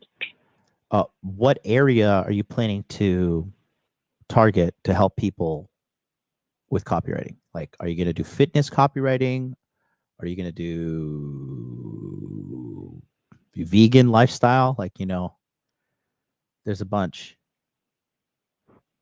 I definitely want to help out small businesses, like in all categories if I can. Like people, just whether it's like clothing brand, or if they're trying to bring in, like if like people are in fitness and they're trying to get people to sign up for like their workout plans, or even people that are like fitness addicts and they have like their own food, like their own prep meals and stuff like that. That's what I'd like to target, because I mean, I'm trying to get in the best shape of my life and learn as well, like, what to eat and what not to eat. Okay. And so I feel like right now that's like a big target. Are you? Go ahead. So you're thinking fitness is the area you want to get into? Yes. Okay. And then, okay. And how long have you been studying copywriting for? I just joined the real world like a month and 2 weeks. Yeah. Okay. And then how much time are you willing to give to copywriting until you make it work?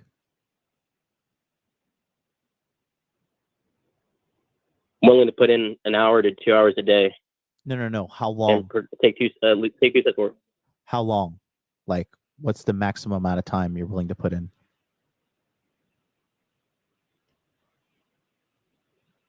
Like in a day or like in a week? In your life, like where's the give up point?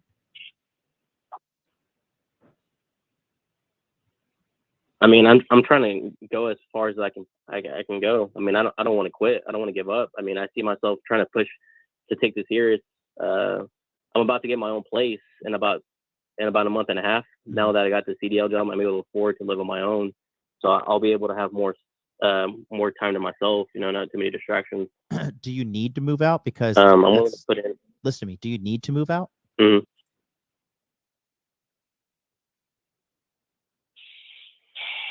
I mean, not necessarily. I mean, I come from a Hispanic home, and like I stay with my old man and like my stepmom and my half brothers. Mm-hmm. That I don't know, man.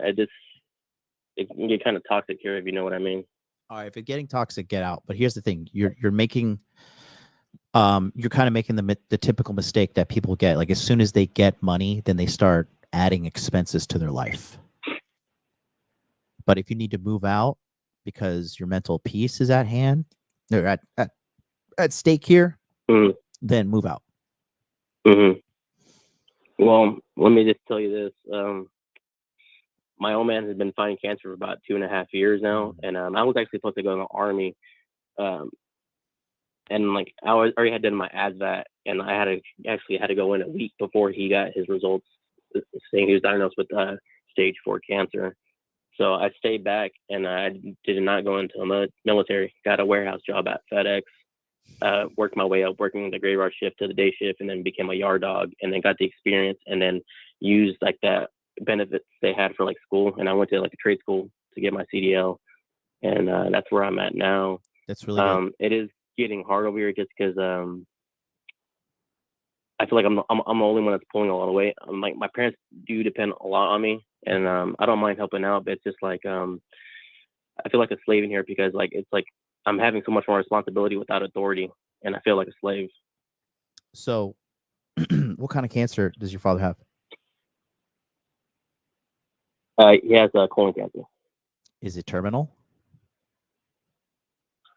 He actually had an operation. They were able to remove 95% of the cancer. He still has about 5% of it. He just had a checkup not too long ago, and the doctor said that it hasn't grown, it hasn't spread back yet. As of right now, he's good, you know, which is good. He's not working. I mean, he gets. I actually helped him start like a remodeling job, a company. Before he had cancer, I mean, he was doing okay. Thing is, my dad's not really good at managing money. Mm-hmm. So, I mean, the company hasn't really gone far. And now that he has cancer, and no one really wants to give him work because my dad physically can't do it. You know, he's in pain a lot still. Damn, that's heavy. Okay. You know, and then my stepmom, she Go ahead. Your stepmom's what?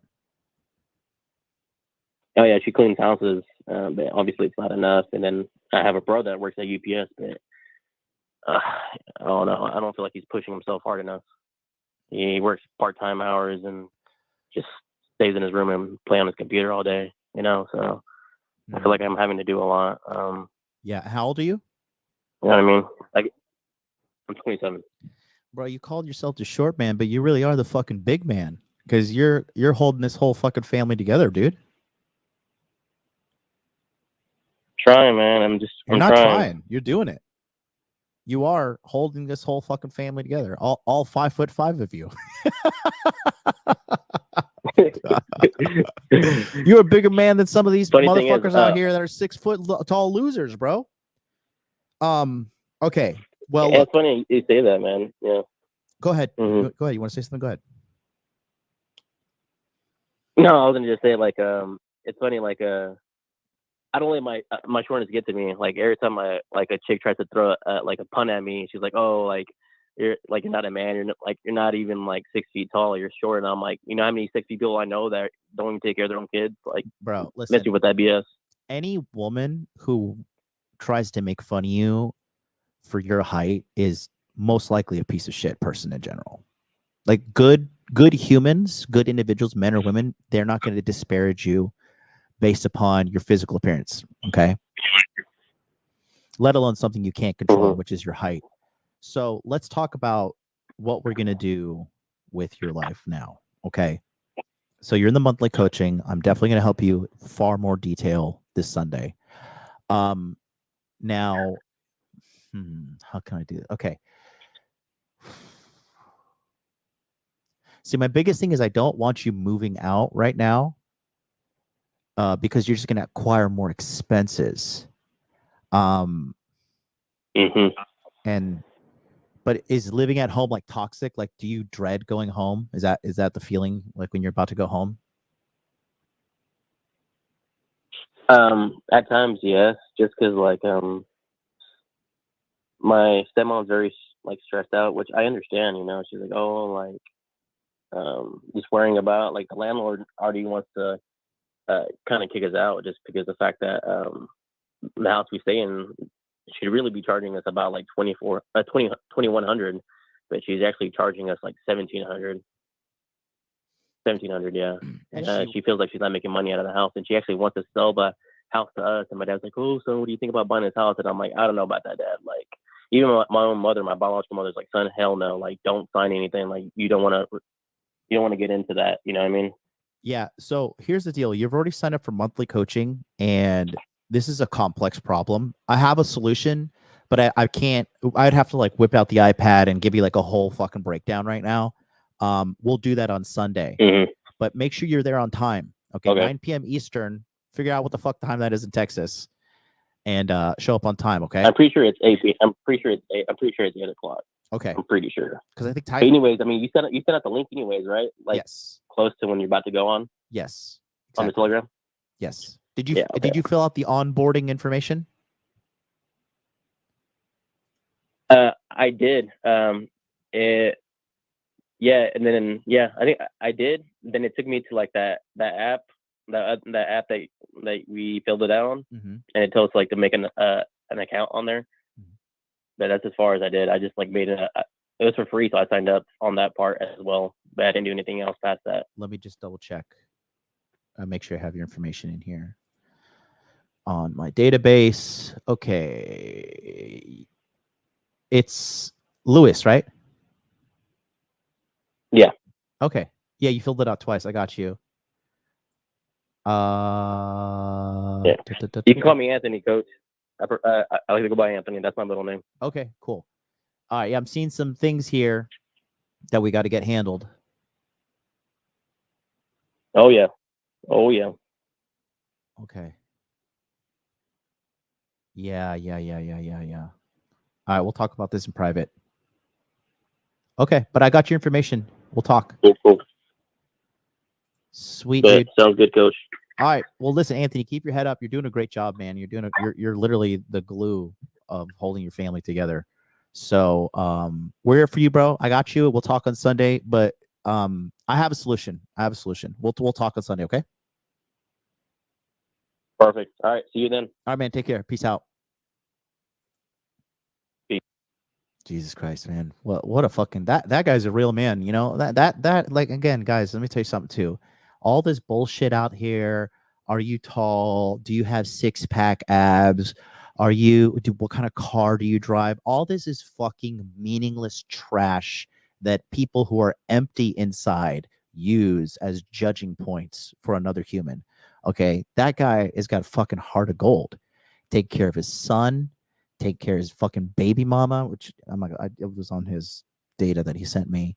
And his father has fucking cancer, and the brother is a little fucking dipshit, not helping. And the stepmother's only cleaning houses like that. You know, this guy, that's a real man.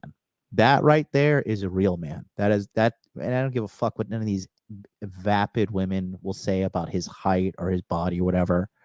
That's a real man. That's a man of character. That's a guy that you want in your corner in life. That's a reliable person.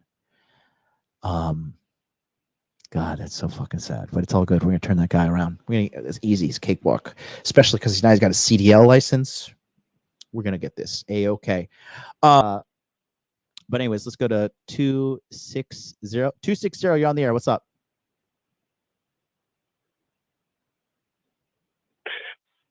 Hey, John. Hey, it's me, Nate. I was just, it's been a while. I used to be in one of your coachings before. I'm not sure if you're hearing me. Do you got me? I got you. Who is this, Nate Dogg?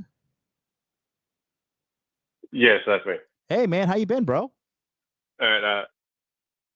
I've been doing all right. Ended up in a car accident, but financial wise, that actually ended up helping me. Brought me down from like 15 grand in debt to about 2.5. Now I'm about 1,000 there, about 1,000 in credit card debt, and financial wise, I'll basically be done with all my debt in about 2 months.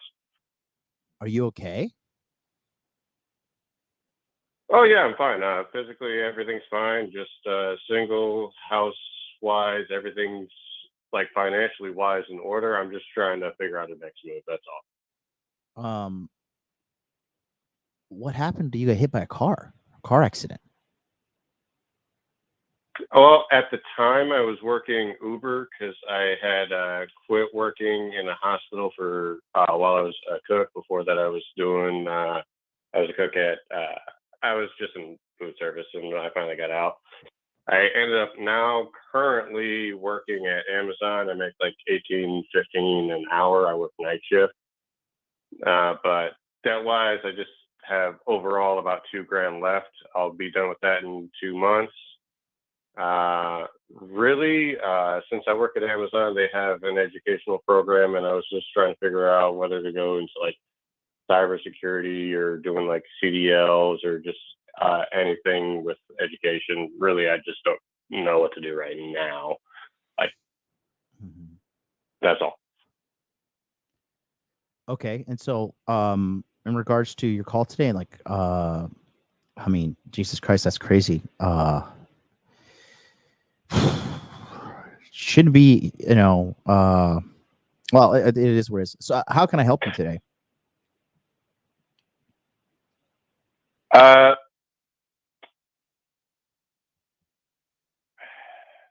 Sorry, I wasn't trying to put too much pressure on you. Really, the main thing is just how could I, over the course of 5 years, really put myself in the best financial situation? Like, I am artistically and mechanically inclined. I'm good with really picking up any skill.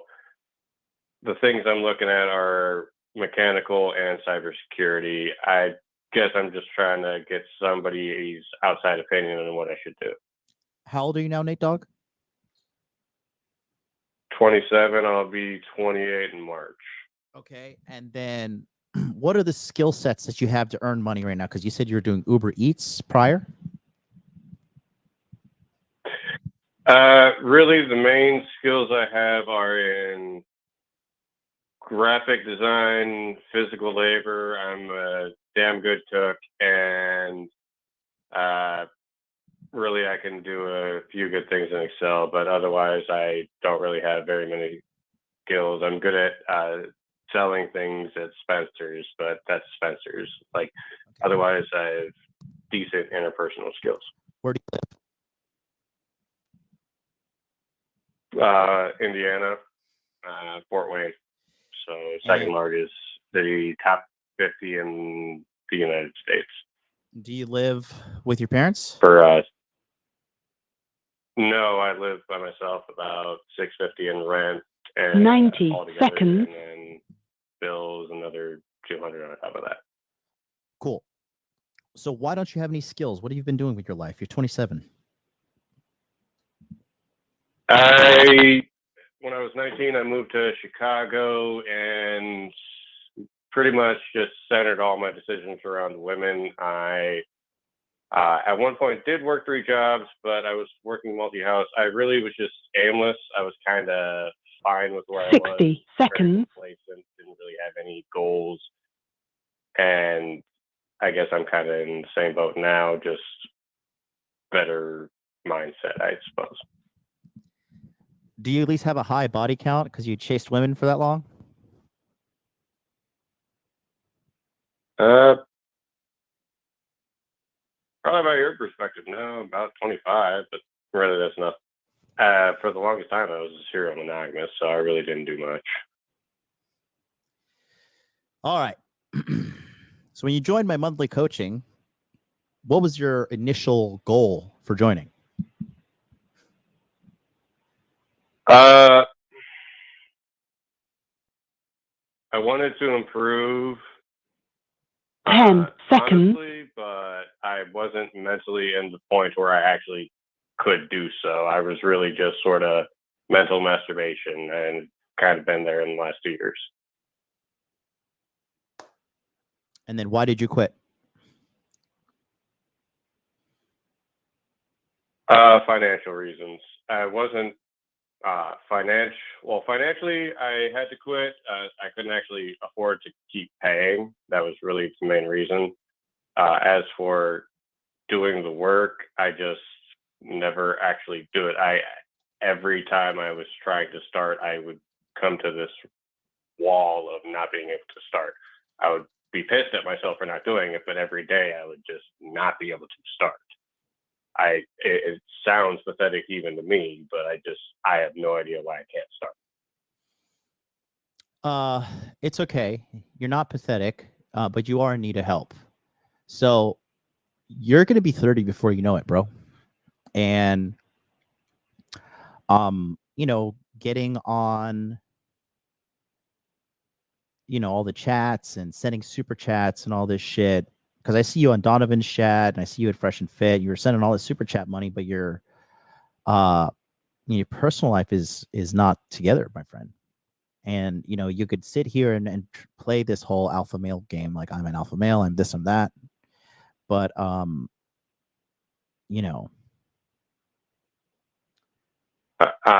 don't mean to interrupt you, but I would have to say I very much accept I'm a loser at this point. Well, so I'm stop. really just where do I go? No. Listen, okay. So, so first of all, I'm not trying to tell you that you're a loser, because you're not a loser. Because if you were a loser, you would not be calling in and watching self-improvement shows and trying to make yourself better. Okay, you're actually the opposite of a loser. Do you know that?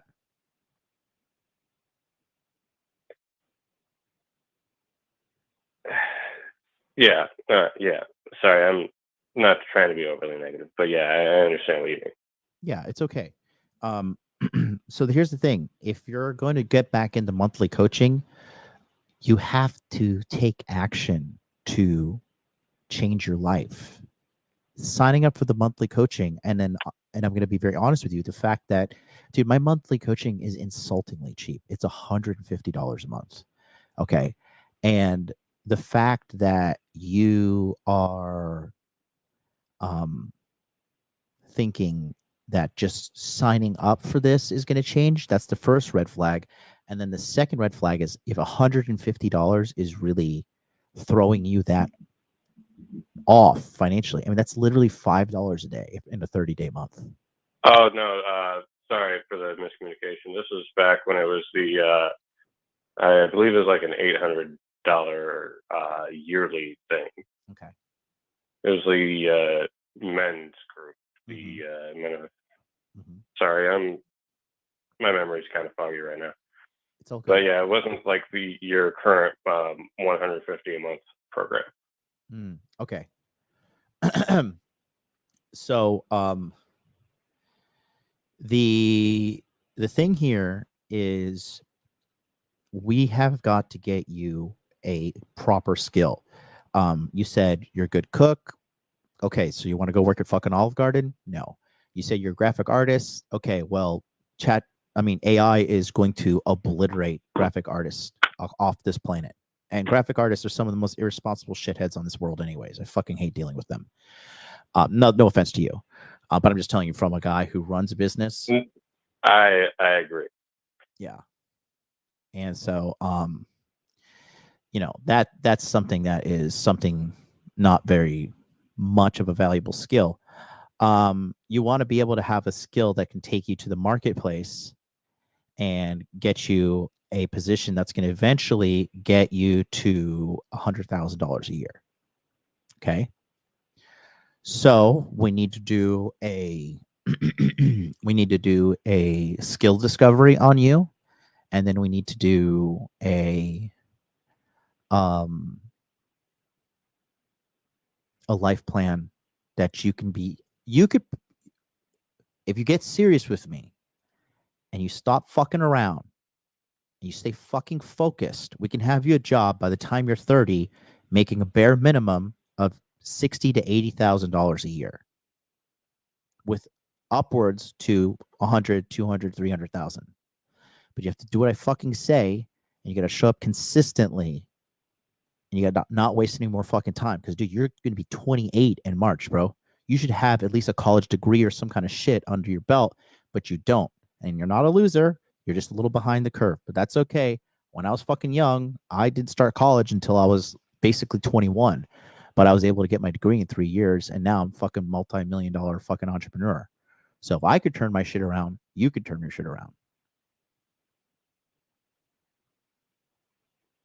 Okay. Make sense to you? No, it makes sense. I understand. Okay. So your top priority right now needs to be getting a education that's going to eventually get you a job. Okay. Okay. So, what are you doing right now again for a living? Currently, I work at one of the Amazon fulfillment centers. I make about $18.50 an hour. And you know those jobs are going to be replaced by robots within the next 5 years too, right? Oh yeah, absolutely. I firsthand can confirm. Okay. And so how long have you been working there? About since July 9th, so about almost 6 months. July 9th, so about 6 months. Okay. And then let me just ask you a quick question. Before you called in today, what was like your life plan? What was your strategy? Work at Amazon fulfillment, and then what was your go-to? Really, for the next year, I was thinking that in December I was going to apply to their maintenance department, because currently I actually work hands-on with their robots that are basically Roombas. And I was clearing my debt pretty much this month, and all clear in January. By the end of next June, my lease would be up here. So I was either going to move or extend my lease here. Really, then that, like, since I pretty much have no savings, I was just gonna go into building as much money as I could, working overtime, and that was pretty much my plan. I didn't really have much of a plan long term.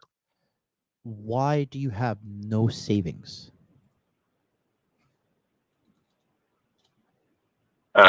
When I was living in Chicago, my sister lost custody of her kids, and so for one of her kids, I ended up taking him in. At the time, it was the start of COVID, and I was engaged at the time, and my fiance left me when I took my nephew in. And in order to keep my nephew, I ended up blowing through the rest of my savings and ultimately ended up back in Fort Wayne. Well, it's good that life has kicked you in the teeth like this, so you can kind of wake up and get your shit together. And it's good that that girl left you. I'm always a big fan when a girl leaves a guy when he's down and out, because you're just cleaning out the trash. A good woman will stick with you for quite some time. I don't care. I don't care. Listen. I don't care. I agree. Nate, at this point, Nate, it was just one of Nate, those. I don't give a fuck. I don't want to talk about this bitch. I don't give a fuck. I don't care. Whatever you're going to say about her, I don't care. So, do you have a piece of pen and paper? Yes. Okay. All right. So, one, definitely apply for that maintenance position in December. Okay. Okay. And then two, do you even have a savings account? I do. Okay. What was the most amount I of money? have about 700 in there now. Good. Congratulations. What was the most you've ever saved up in your life? $3,000. Okay. So we want to beat that. Okay. And then we got to think about what we're going to do to get you educated in a more prestigious manner so you can have a job and get out there and be somebody.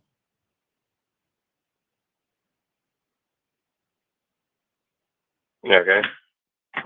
Are you considering joining the monthly coaching, or are you not available right now?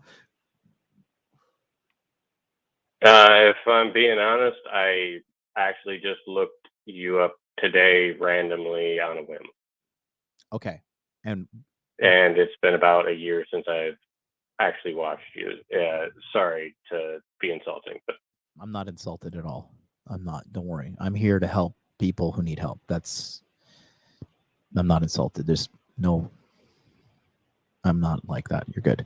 Well, your next thing is you need to figure out what you're going to do for an education to get a job that's going to eventually lead you to 6 figures salary, even if it takes you 3 years.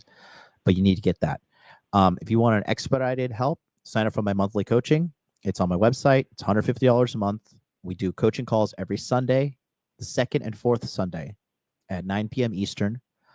But let this be a wake-up call to you that life will punish you as a man if you're lazy and you don't take your shit seriously. And, you've mismanaged your life up until this point. And I understand you had some, circumstances with your sister and whatnot. But you really need to get your fucking money together, and you need to get your shit together as soon as possible, sir. yes, I understand. Okay. Well, it was good talking to you. Keep your head up, and we'll talk soon, all right?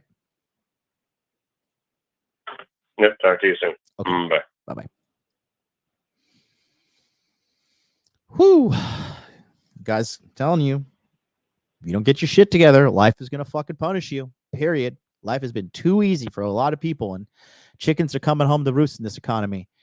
Let's go to 302, last one on the air. 302, you're on the air. What's up? Yes, is that me? That is you. Oh, wow. Let me log off of YouTube real quick.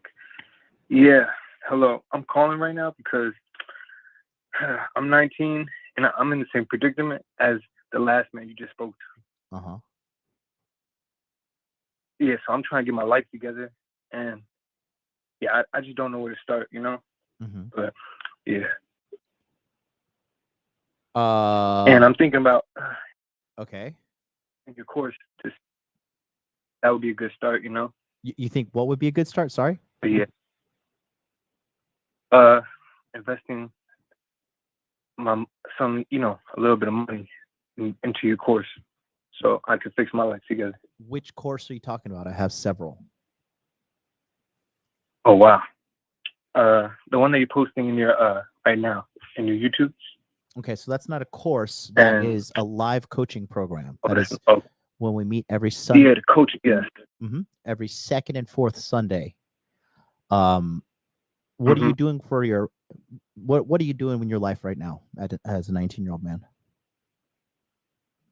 Currently, I just quit my job, and right now I'm just trying to figure out how I can make 6 figures, like the last man you just spoke to. Is there any particular reason? Yeah, I just don't know. Is there any particular reason why you quit your job? Yeah, just life. I was dealing with a lot of drama and shit, but now I'm trying to get my head back straight. But what drama? My fault, man. Listen. It's okay. Just calm down. Just family. Okay. What drama is causing you to need to quit a job? just family back, but yeah, I don't want to explain it though, but yeah. So I can't help you if you're not going to explain anything. Dang it. Live here? Damn. It's so, but wow, man. Nobody knows who you I'm are, just bro. wondering. There's 234,000 people subscribed to my channel. You're a drop in the bucket, bro. Yeah, you're right, man. My fault, man. But I was just calling to see if I could just get some advice to where I could like just stir my life into making like just good money, Well, I would advise you But to. yeah, So you've called me to ask me for advice. And the only thing you've told me is you quit your job because of your family drama and you want to make 6 figures. I know, yeah. Sounds messy, but I just don't know, man. My fault, man. I just can't wear myself out right now, but We'll take your time. Man, I don't want to waste your time. You're not wasting my time. I've got to be at the Apple store in 35 minutes. So I will give you 20 minutes to get your shit together so I can go fix my overpriced fucking AirPod Maxes that are connecting to every fucking device in my house for some reason. All right, my fault, man. A little bit nervous, but yeah. I got like $2,000 in the bank, and I was thinking about investing in crypto, but then I heard what you were saying. Yo, that's not the right move to make, So no. I just thought, yeah, I know. Now I know. Okay. But yeah, I was about to do all or nothing, but no, I ran into your podcast. That's all or nothing is going to get you nothing. Okay. So what kind of job were you working before? The same job as the last man. Night shift, Amazon. They treat you like a slave, Yeah. You are a slave. You're not. Amazon treats like people like slave across the fucking globe, bro. I met a girl. I was fucking this Korean girl over here in Tokyo, and she told me she got partial blindness from working too hard at the overnight shift here in Amazon. Amazon is notorious for treating their employees like shit. The light can kill you too. What's that? I know. But yeah, man. Wait, listen to me. Hey, listen to me. I'm trying to make a fucking point here. I need you to listen. And you can't just randomly say random shit and then cut me off. And then I ask you, what'd you say? You're like, oh, I don't know. How the fuck do you expect to get through life, kid? You're right. You said you have a wife and kid? No. Hell no. Okay. Hell no. So do you live at home with your parents? Yes, I live with my brother and his father, yes. Okay. And why are you quitting your job? I don't get it. Well, your father kicked down the door and beat your ass and say, you better quit that job, son, or what?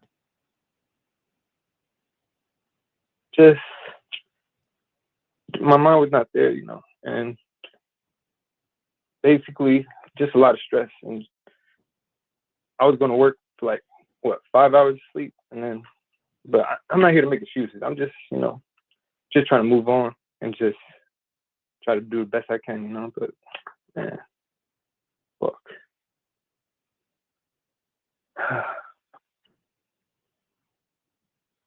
Yeah, my fault, man. I don't want to take up your time. Bro, I do this show for a fucking purpose. Is to help you out. So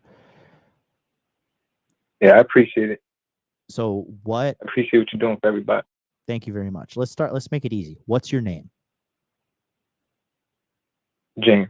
James. Yes. Okay. And where are you in the world, James? A small state, Delaware. Yes, Delaware. Okay. And are you doing anything to pursue some kind of education? No. Okay. And when did you quit this job? Like a month ago. Okay. And for that month, what have you been doing? Just trying to organize this room because when you're working, man, you barely got time to clean up and stuff. But now I got that out the way, so I'm organized now. Yeah, I'm organized. I need to fix my car now, but I'm looking for a job also. But Okay. I'm trying to look for some type of education. I could do something with my life, you know. Okay. So James, why did you quit the job? What caused you to quit the job? Just, basically, damn, that's a long story, but point is, I had my brother every day. I was coming off of work, just arguing every day, just dealing with a lot of drama, and that's not good for the mind and stuff. But So man, I'm gonna tell you I something. don't want to drag it. Listen, you are not making excuses, okay? You're clearly in not a good place mentally, and it's clearly due to your environment. So that's okay. That's life. It is what it is. Now, I don't understand how fighting with your brother caused you to quit your job. Just basically, when you don't get enough rest, and somebody's trying to wake you up before work, and you have to use your paid time off, and all that stuff adds up, and then when you run out of your paid time off, basically Amazon, they're on your ass, and you cannot fuck up. And okay, so what is your brother? And I had to quit. Did I go? So why is your brother waking you up early and shit? Is your brother older than you? Yeah. How old is he? Almost 30, but and is he? I'm not trying to put his business on blast. Well, fuck that guy. Is he bullying you and beating you up and taking your money or what? He not. No, no, I don't allow that. But well, you're listen, living with someone. James. Oh? James, you're almost at the fucking brink of tears right now, due to what this fucking guy's doing to you. So what's he doing to you? No, I'm just trying to make my life better. No, you're not. You're not making any sense. You're not communicating effectively, and you're not listening to my fucking question. So I'm going to ask you one more time. I want you to get your shit together and man up and answer me correctly. Yeah. You said your brother is bullying you to the point that you had to quit your job. What is he doing? No, I just, I'm gonna tell you, I'm gonna be honest now, man. It's just my parent basically, both of them come from the Caribbean, and they're very stupid when they came over here, and and my brother, he's my half brother, and basically I live with his father, and I hope to take care of him because I try to do the best I can with my family, but I just don't know where to start. The point is, man, I'm trying to fix my family up, but only way I can do that is by fixing myself and getting it, making money and being. But you see, I'm not trying to be like that on the air, But man, listen, if you need to fucking cry, get it out of your system, and let's have the goddamn conversation. No one knows who you are. Basically. There's fucking tens of millions of men named James in America. You'd be fine. Yeah. But man, it sucks being poor, and all I'm trying to do, man, is just figure out a way how to make some money, Mm-hmm.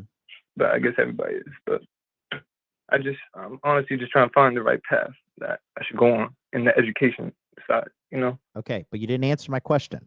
And yes. Okay. What's the question? I want you to focus, okay? Why did you quit your job?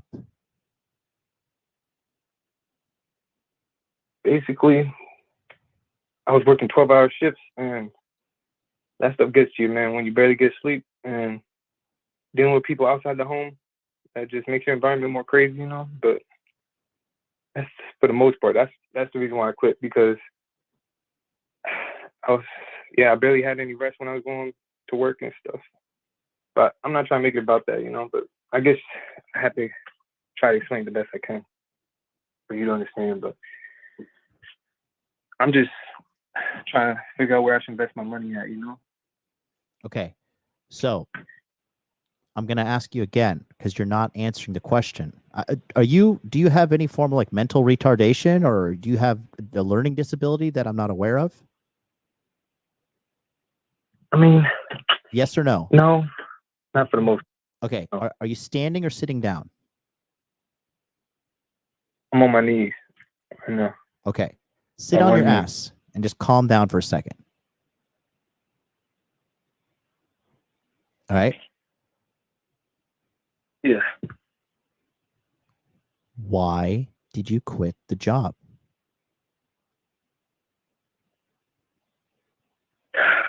Oh yeah. My fault, man. Ugh, fuck. Basically, I knew this job was not a long-term job, and I was just here to make some money. And yeah, I was not there for long-term, but I should have thought about long-term. But I was just there to make like a little bit of change and then invest my money in something else, you know. But okay. Yeah. So I knew it was not a forever job, you know. Amazon, nobody wants to work there their whole life, you know. Right. So But yeah. again, James, I've been asking you the same question for close to fucking 15 minutes now. I know. But you don't know, because if you knew, you'd answer the fucking question, right? Yeah. I mean, that's no. It's Be a quiet. combination of stuff, you know. Okay, then communicate with me, bud. Yeah. You said your brother's waking you up early every morning. What the fuck is this 30-year-old man waking you up for? Cause, bro, his whole life, bro. I really don't want to explain this guy, but the point is that, bro, this like a lifetime story, man. I'm not trying to yap along, man. But the point is, man, this is just bullshit that man has to deal with, and honestly, I'm just trying to fix my life, you know. Okay, so you're gonna need to. I'm not trying to speak about. All right, James. Listen, dude. Okay. You are very bad at communicating right now. Okay. And nobody on this fucking planet is going to be able to help you unless you can calm yourself down, stop being emotional like a fucking woman, and get your shit together and communicate effectively. The average person in life will look at you, and based upon how you can't communicate and the way you talk, they're going to be like, just fuck this guy. I'm done with this guy. I'm not going to waste my fucking time. That's the truth about what most people are going to deal with you in this life. Yeah, and I heard that. Yeah. Okay, so you need to learn how to communicate effectively. People in a job interview are going to, if this was a job interview, the most people would kick you out by now. 99% of people will kick you out by now. Just get this fucking hood rat out of here. That's the truth. Yeah.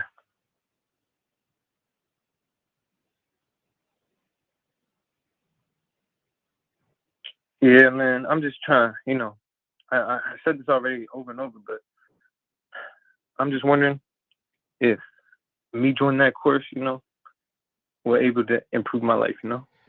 Yes, if you are able to attend the Sunday night coachings live on Zoom with a pen and paper and you do what I tell you to do. If you do that, oh yeah, that's it. Okay, we'll get you the job. We'll understand what's going on with your family, and we'll get you into a better situation. I've been doing this since 2015. You are no different than everybody else, I hope. Yeah. You do what I say, your life changes. You don't do what I say, your life doesn't change. It's that simple. And you hear, how long have you been listening? James, listen. Just listen to me. I'm going to give you a very important life lesson right now, okay? When somebody who is more successful than you is talking, it is in your best interest to shut up and listen and absorb, not just wait for your turn to speak. Because what you're doing right now is you're just waiting for your turn to speak. Okay? How long have you been listening to today's episode? Just tell me the amount of time and be quiet after that. Well, like this time, like this whole time, or today? Like before? Oh, so I stopped by like around 1 o'clock, and I was like, oh wow, And then you said you were about to leave, so I'm like, yo, I might as well just call. Okay. See what's up, you know? And So ask have you, like, listen to me, okay? Have you heard what these people are talking about here on the live? Have you heard a lot of these older men? yeah, they're talking about. Have you heard a lot of these guys in their late 20s and early 30s who still don't have their shit together and they're suffering out here? Yeah, man. Okay, yeah. so all right, so stop talking. For real. Stop talking. Listen, calm your mind down, okay? That is going to be your future. If you don't learn to calm the fuck down, process your emotions healthily, and execute your job as a man and get educated and get some fucking organization and everything, because you can't communicate, your emotions all over the place. You can't even tell me why you're quitting a fucking job when you need money and you're unemployed now. Like, so the answer is yes, I can help you, but you need to show up to the Sunday night coachings and do what I say. Is that clear? Yes. Okay.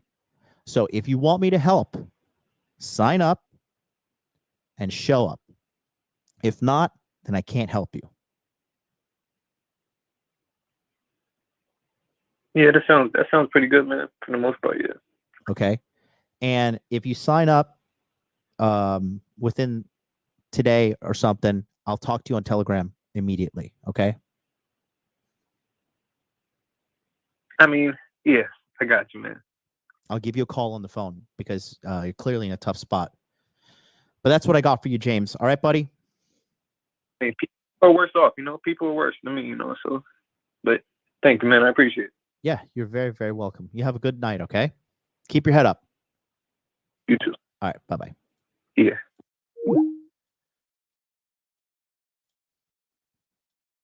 All right. Well, that's all the calls for today.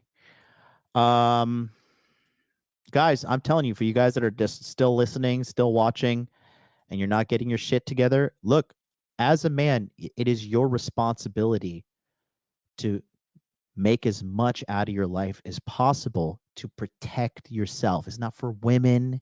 It's not for fucking status. It's for basic human survival. It is for having some dignity as a man, okay? And I'm telling you, I'm just saying, and this is I'm gonna be just very dead ass honest, okay? You need my help. I have seen all of these men out here, okay? I am operating at a higher level than probably 99% of you in every area, maybe except for fucking muscles. Some of you guys are in better shape than me, whatever, okay? But that being said, you need my help, you need coaching, and you need to get your shit together. And it's not because you're bad or broken or you're a fucked up individual. It's because that's the climate the average man is in today. The average man is suffering today. The average man is unhappy. You know, the average man is in bad spot. And if you're just tired of suffering, you're tired of going through this fucking existence, not enjoying yourself, you know, you gotta do something. You gotta do something. Okay. Shout out to Tony G. Thank you again for the $13.99. Appreciate you there. Roni says, take it off. I did at the beginning of the episode. You can scroll back and find me, little pervert. So yeah, that's it, guys. Thank you so much for watching. Thank you so much for listening. Guys, if you guys are watching, you have your shit together. Congratulations to you. Congratulations. But yeah. We got some work to do. So I'm gonna go, and I'll see you guys next time.